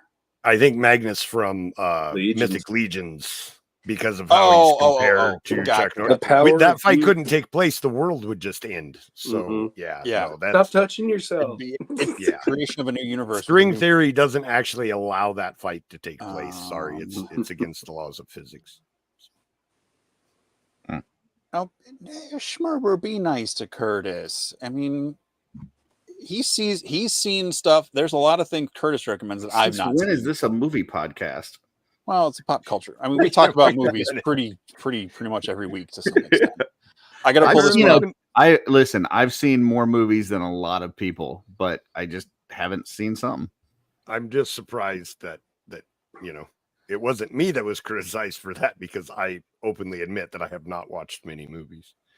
So, last one I'm going to pull up here before we move on to the next one is from TJ Williams. Chetney Pakapi versus Santa Claus. And I know the three of you probably have no idea what that. Joe might. No. So Chetney is one of the characters on the campaign 3 of Critical Role. He is a gnome, like wood carver. He like makes wooden toys, and there's this whole running joke that like he's like the precursor to Santa in the world because he's like it's like the whole running joke in that. But like seeing the two of them face off, especially if it was like Santa, I don't know if you have a specific Santa in mind, TJ, but I'm picturing the David Harbour, Violent Night Santa fighting him. I think that would just be such a fun team because spoiler alert, Chetney is also a werewolf. So it's this little gnome that like rips his skin off and turns into a giant werewolf. So yeah. All right. That sounds fun. All right. Next one. What scene from a comic, game, book, or any other media that's not a show or a movie would you want to see adapted into a show or a movie? I mean, obviously you don't have to explain the whole series, but is there a certain scene from a comic, game, or book that you'd want to see in a show or a movie? So obviously Okay. you'd want to see the whole story adapted, Okay. but like is there one that like for this scene I would watch the whole series or the movie to see this scene? So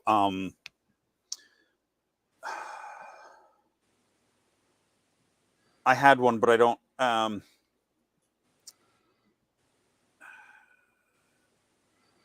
screw it, I'll go with it. I would love to see a TV series of the Chronicles of Prydain, which is where the Disney cartoon The Black Cauldron comes from,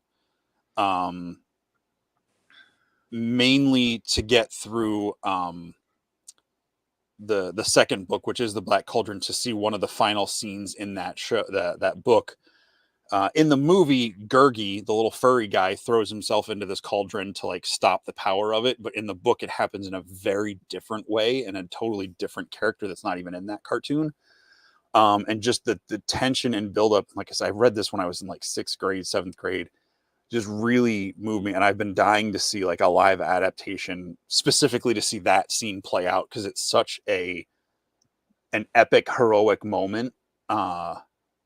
That I didn't see coming because I hadn't seen the movie yet. So I didn't know how that played out. I had read the comic, but like I said, there were so many different characters in the book and I think if they did a 5-season TV series and each season was like 8 episodes, 6 to 8 episodes of each book, I think would be a really cool presentation of that world.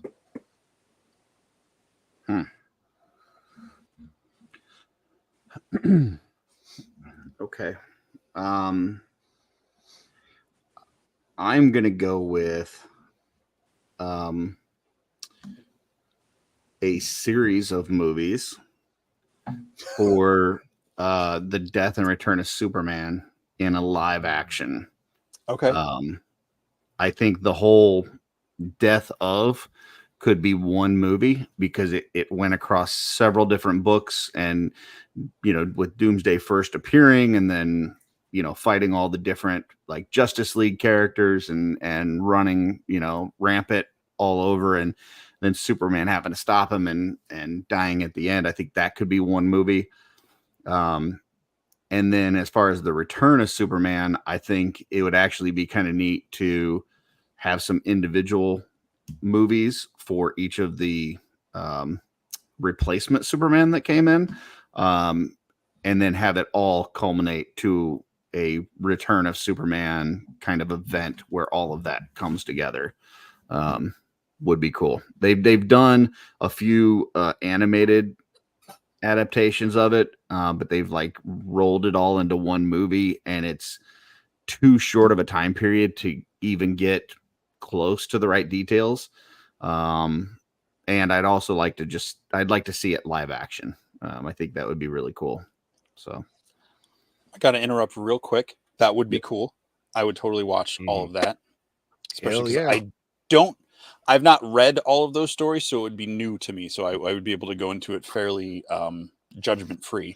I don't think they've ever done Doomsday like he was in the comic, and I feel like that's a big miss. So I will 100% agree with Curtis that Doomsday being presented like he was in the comic for the death of Superman would be amazing to see in a live action movie. Absolutely. Yeah, the one that we got was an abomination. Literally. It's so bad.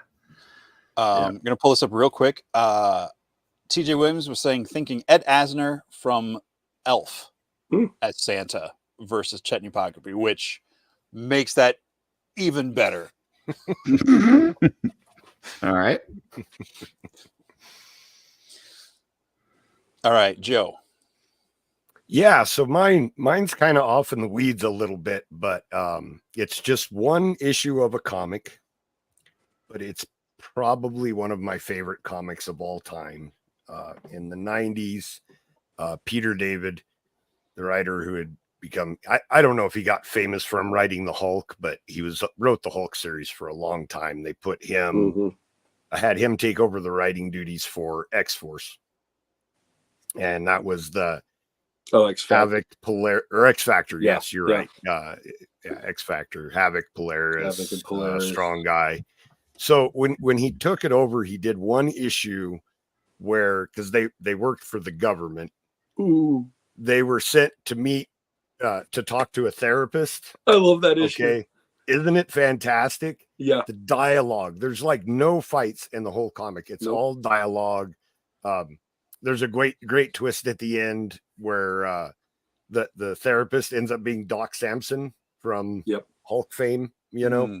But there's cool stuff because he's talking to each character, and I think Peter David did it to try and flesh out the characters a little bit more. Like, for example, Quicksilver was on the team, and you know, Quicksilver is always a jerk, and he asked him why he treats people so poorly, and Quicksilver says, well, have you ever been in line at an ATM behind someone that doesn't know how to use it? How does that make you feel?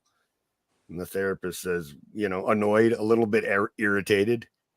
And Quicksilver says, now imagine everywhere you go and everyone you talk to is that person in front of you at the ATM. And I thought it was such a great insight into his behavior. He's a jerk because he has super speed and everyone around him is moving in slow motion all the time. And it's annoying.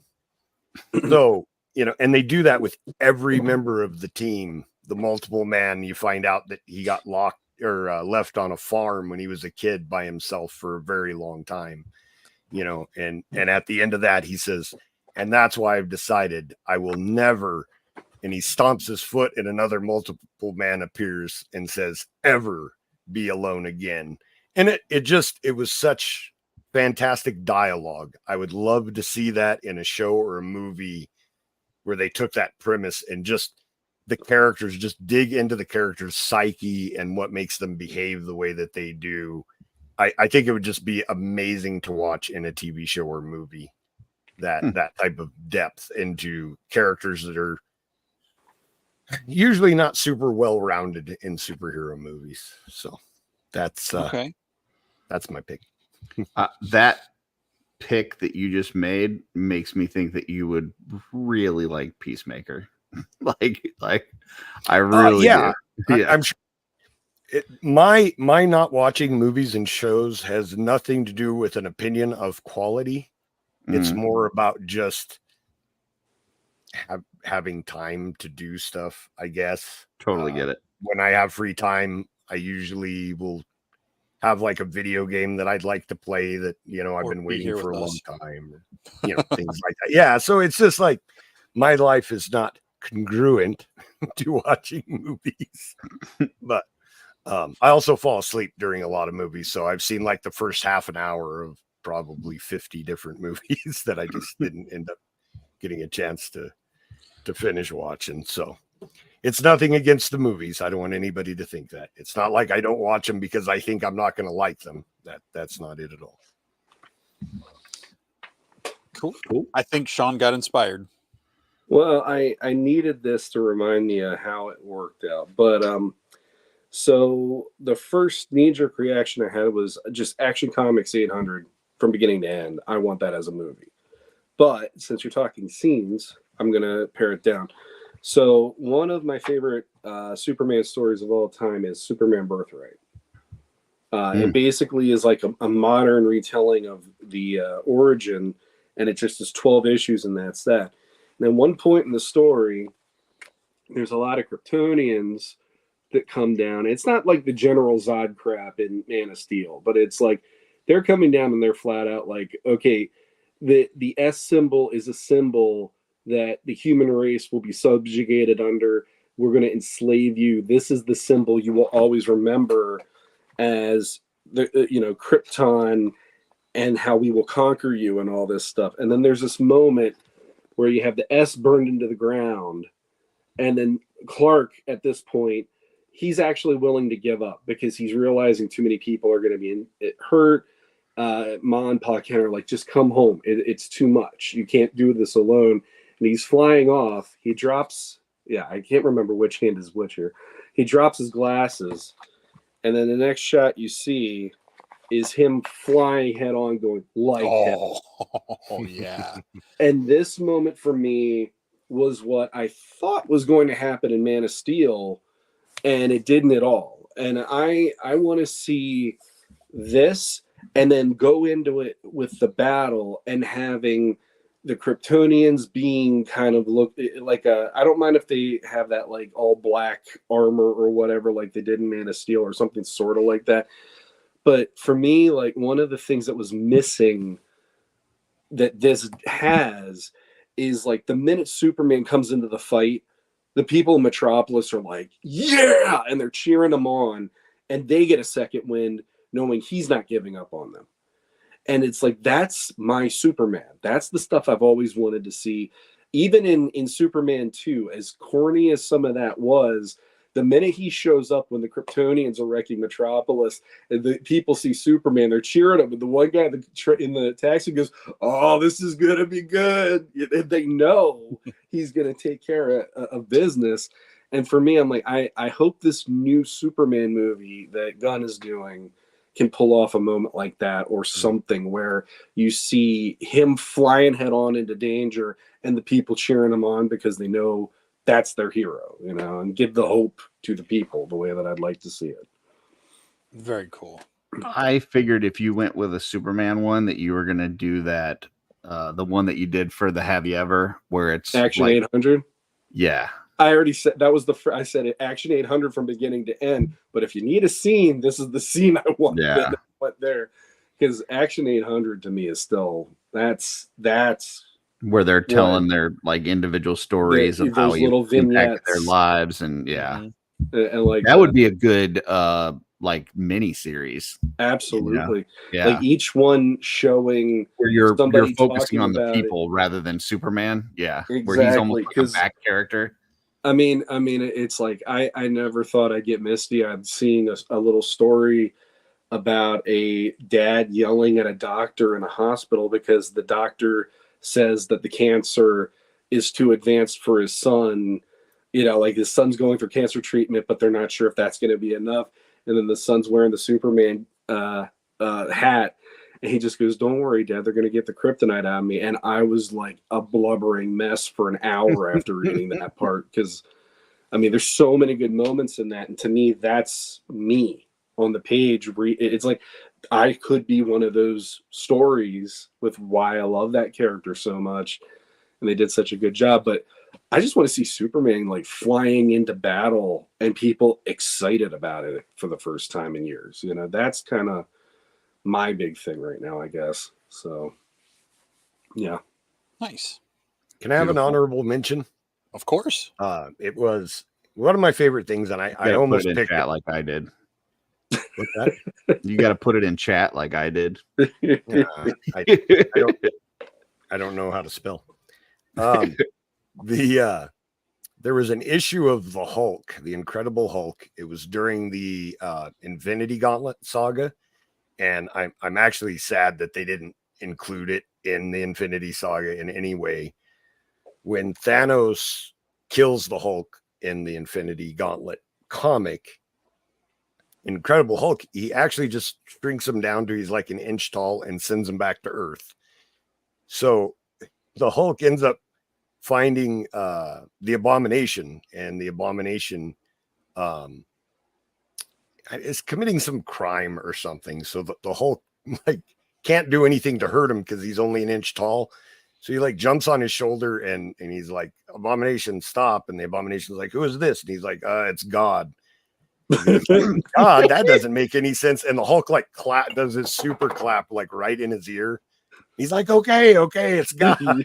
And it starts out really funny, but through it, the Abomination is actually like stalking his wife who has remarried, you know, and the Hulk's like, have you ever talked to her? And he's like, how can I talk to her? I'm a monster. And they end up through the comic having this really heartfelt conversation about what it's like to be a monster and be rejected by society and how you handle these different issues, whether you end up becoming a villain or a hero because of the way people treat you and things like that. And it was a really great story that was a kind of almost a parable of how you can feel as a normal person in life if you're different than the people that are around you.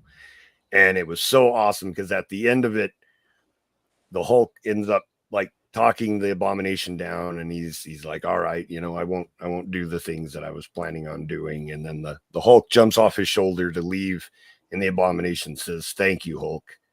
He had figured out during the conversation that it was the Hulk, but just went along with the it's God thing. And it's another one of my favorite comics, and it was written by Peter David, but the emotion was so real and so heavy. Even though it started out really funny, it ended up a really heavy, you know, emotional scene. And I think that would have fit well in with the pacing of the movies that they did, that they could, you know, had that be one of the things that they cut to, and it would have been pretty neat, especially with the actors they have playing those parts. I think they could have done the emotions very well. So that was my runner up. Nice. All right. Got another one here. So the caveat is, if you have the appropriate skills to survive, what fictional world would you want to live in? Movie, show, comic, book series, any video game, anything. Now, not necessarily saying you would have superpowers, but if it's like a world where everybody has superpowers, you would have something. But like, what world would you want to be able to go in and spend time in? Not like, oh, I want to go live in Middle Earth, but I'd probably die right away. Not something like that. Just, you know, you'd be able to survive there. So for me, I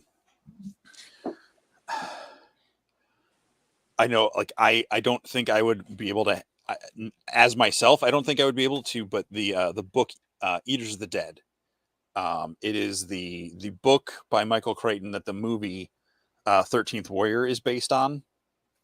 And it's Eaters like of the Dead. Eaters of the Dead, yeah. It's I love that book, and like, anytime I've read that book, I would want to go live. Just because I don't want to say Chronicles of Brittain again. I'm saying my next favorite book. Just because the Viking culture, or the Northman culture that he experiences in that, and the way that book kind of reads is kind of like anthropological, and then they mix in this whole other story into it, I think would be a really interesting world to be able to live in.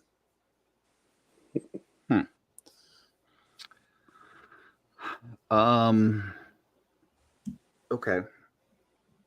So I don't think that I'd want to be in any sort of like superhero universe, because I'm not a superhero. So I'd just be kind of like, you know, just a person whose car is getting destroyed by aliens and shit. So that wouldn't be fun. I thought of Star Wars, but there's a lot of like just desert planets and rickety old spaceships and stuff, so probably not that. I'm thinking probably something in the Star Trek universe. Seems like they've got some really cool technology and fun sci-fi stuff.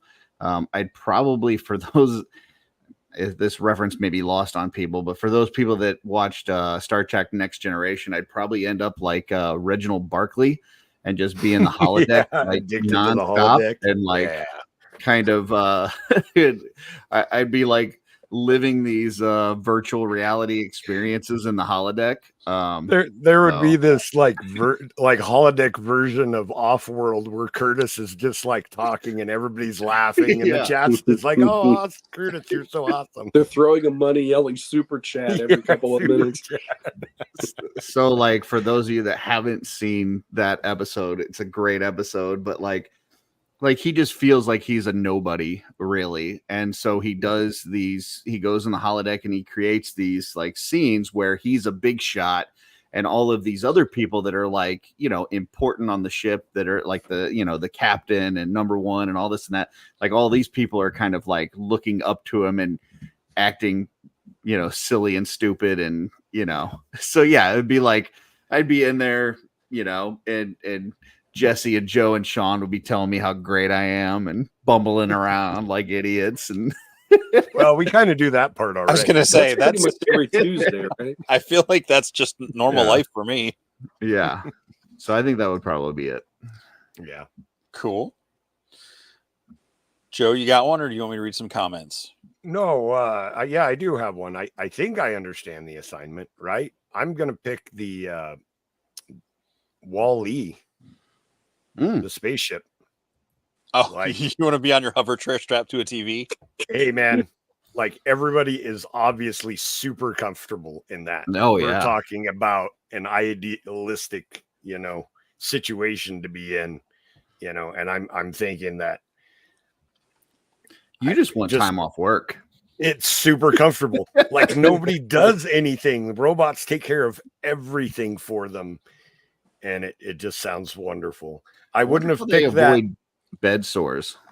Well, robots probably flip them over every once in a while. Gotcha.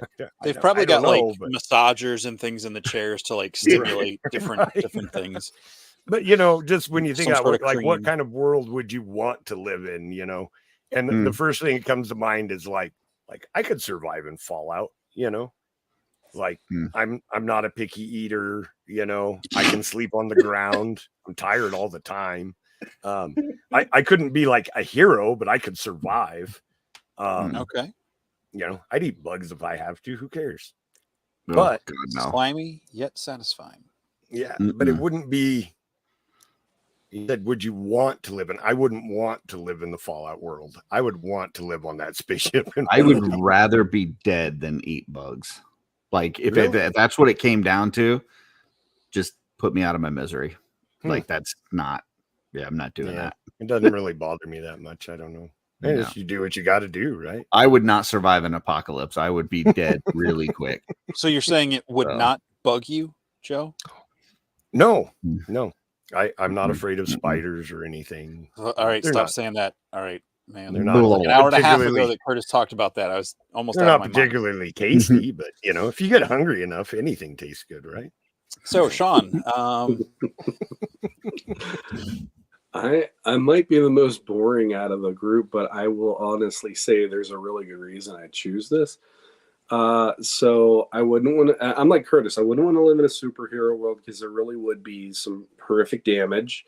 You wouldn't know if your car is going to make it from day to day. Who knows? You don't know if you have a house, a roof over your head or whatever.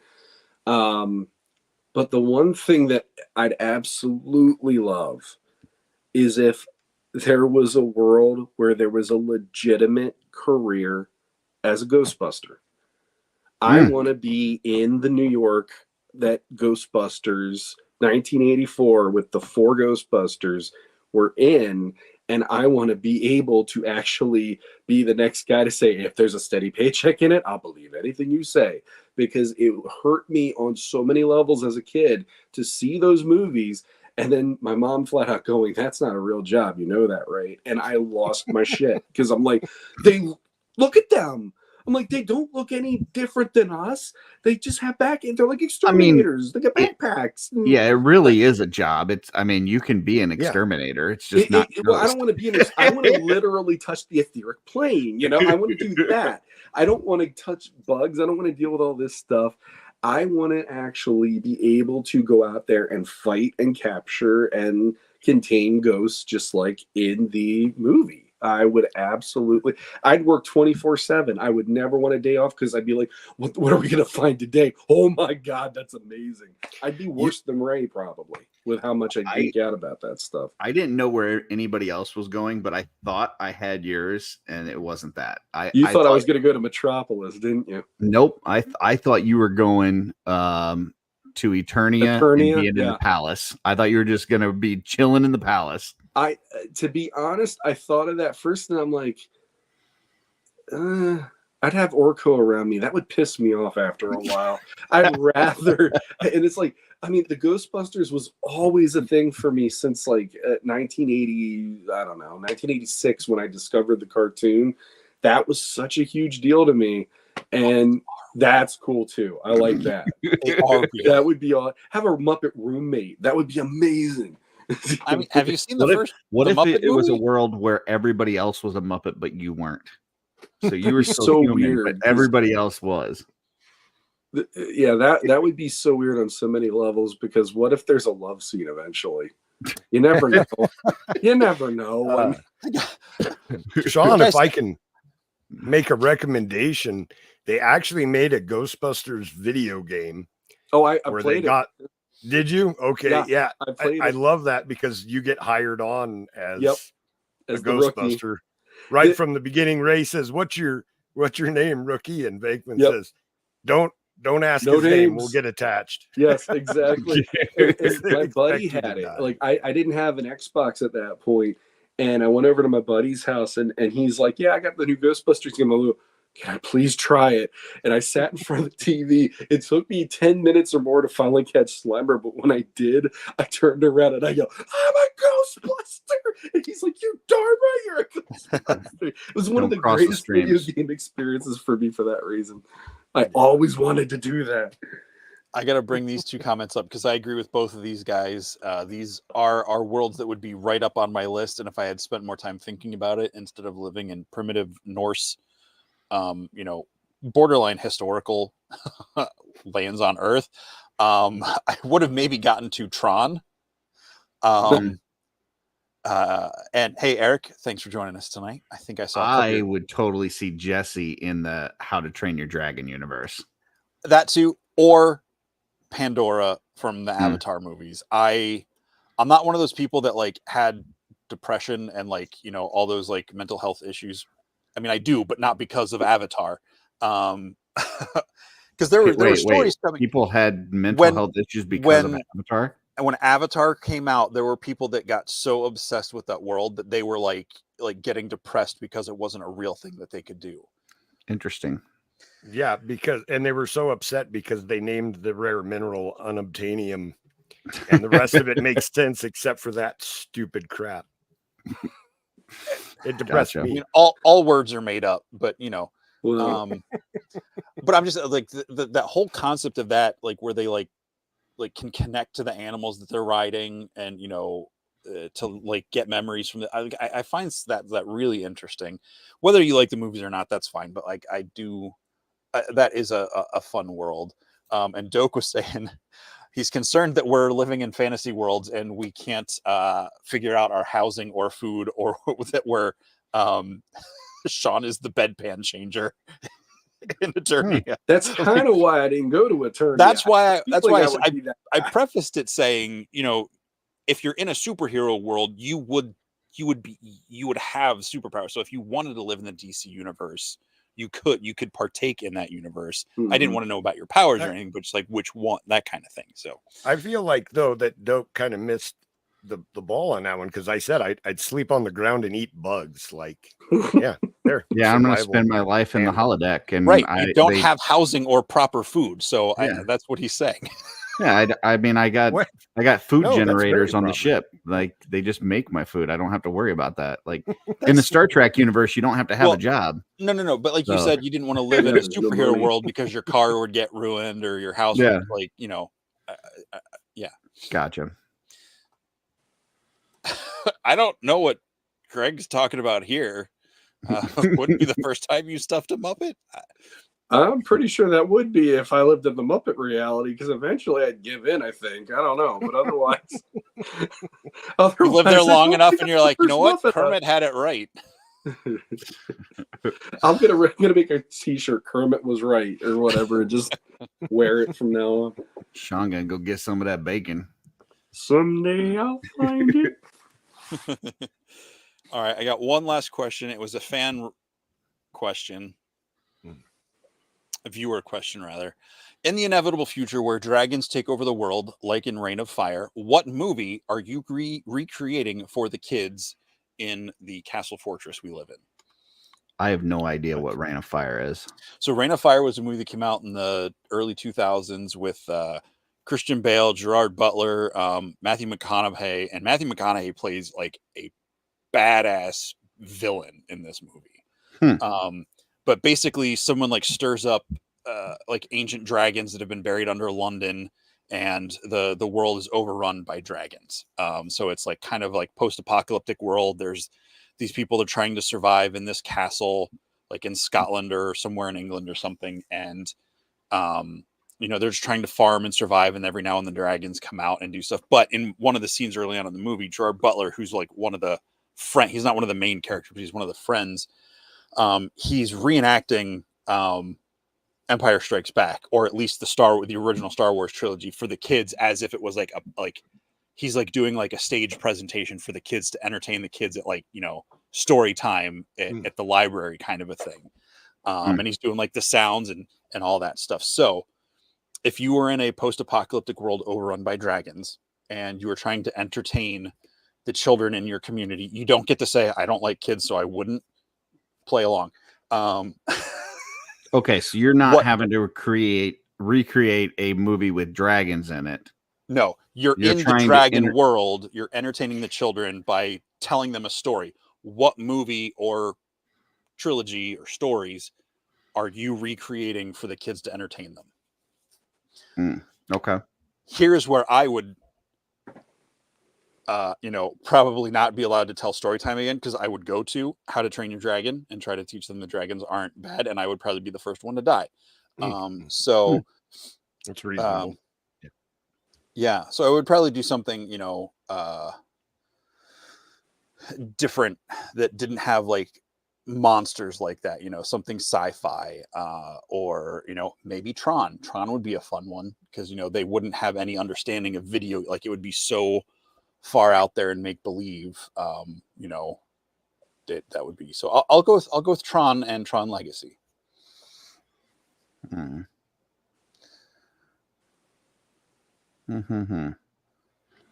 don't know, I'm not a great storyteller. If I was going to tell stories, it would be probably like from imagine you don't have to put it on your real world self, but if it's basically, what movie would you want to pass on to the next generation as a story? Okay. Man.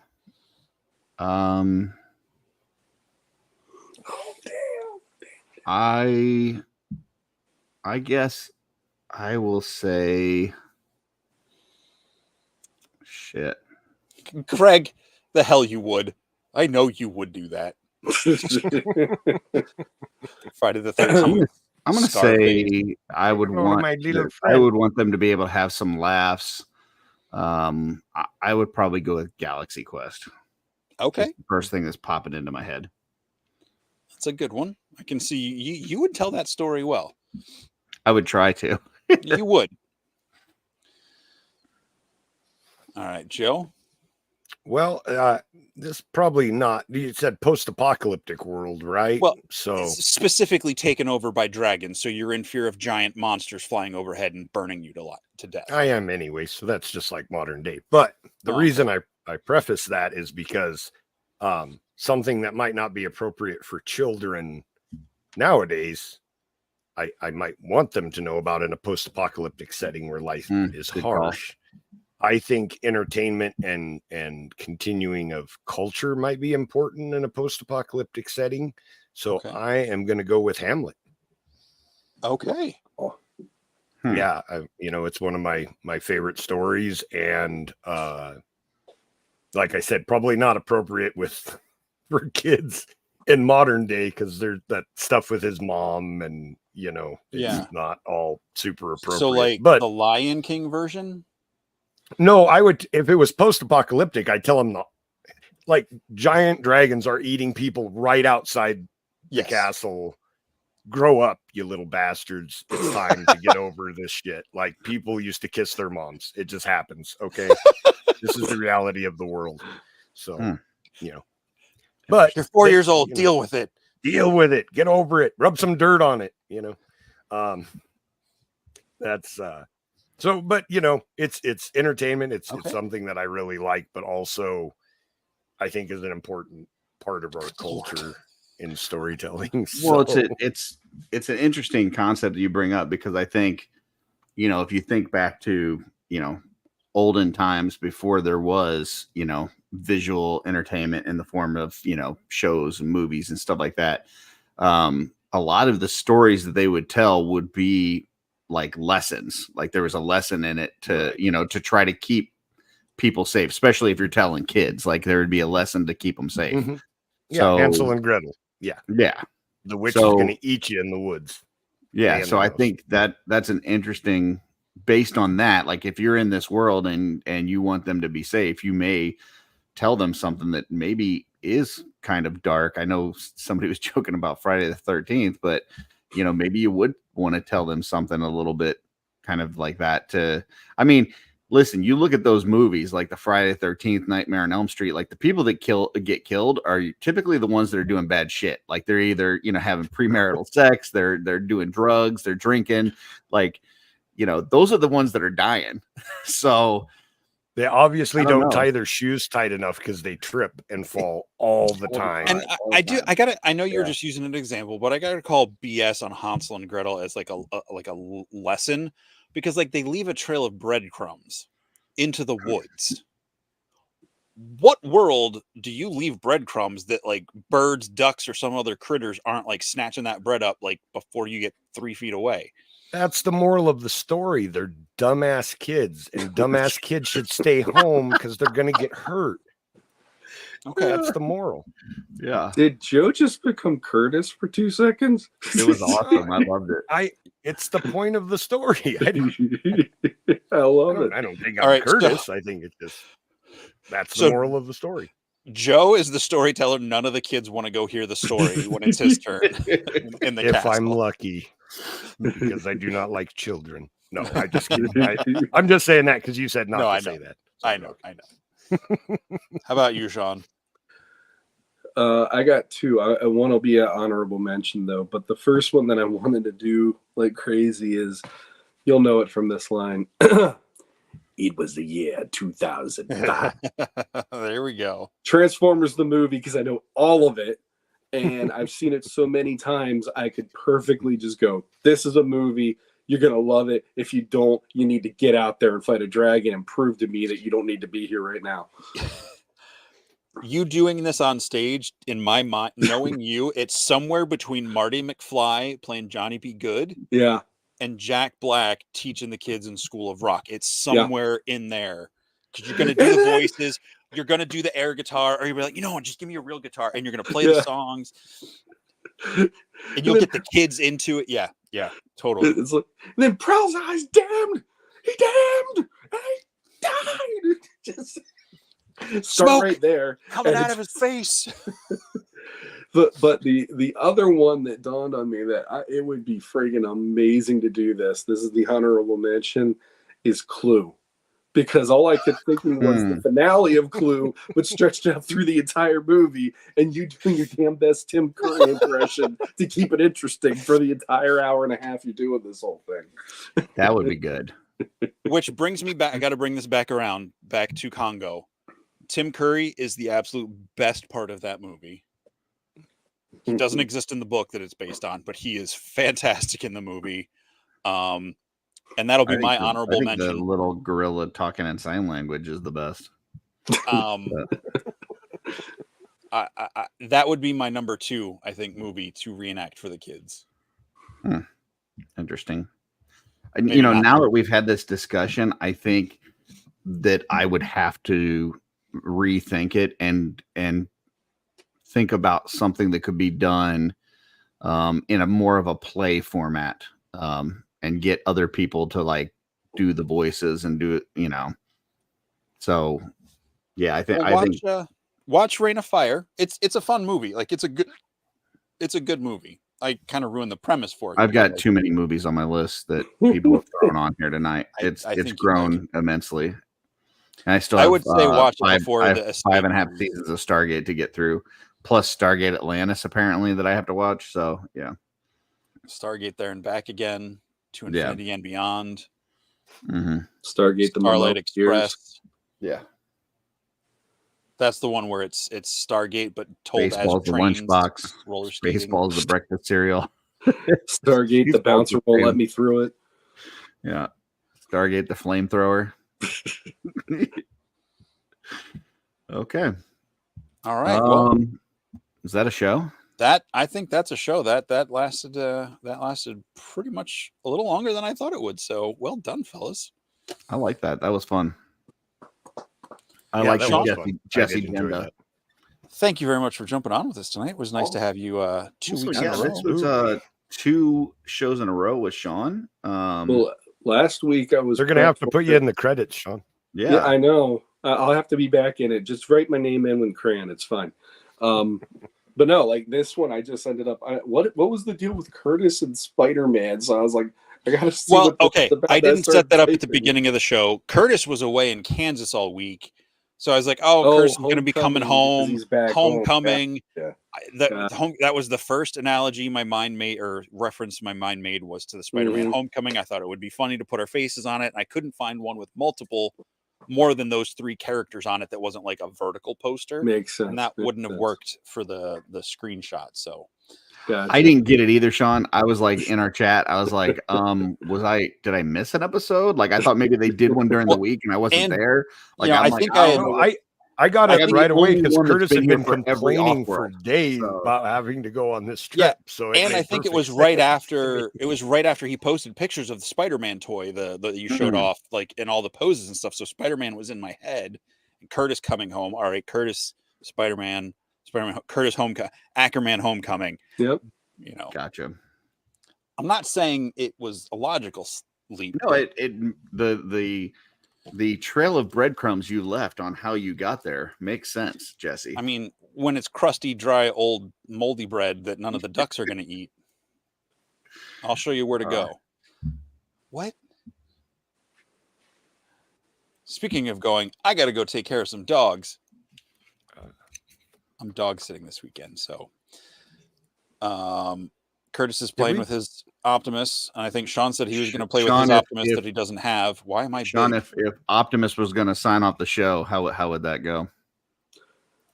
Let's see. He would probably say, "Until next time, light our darkest hour."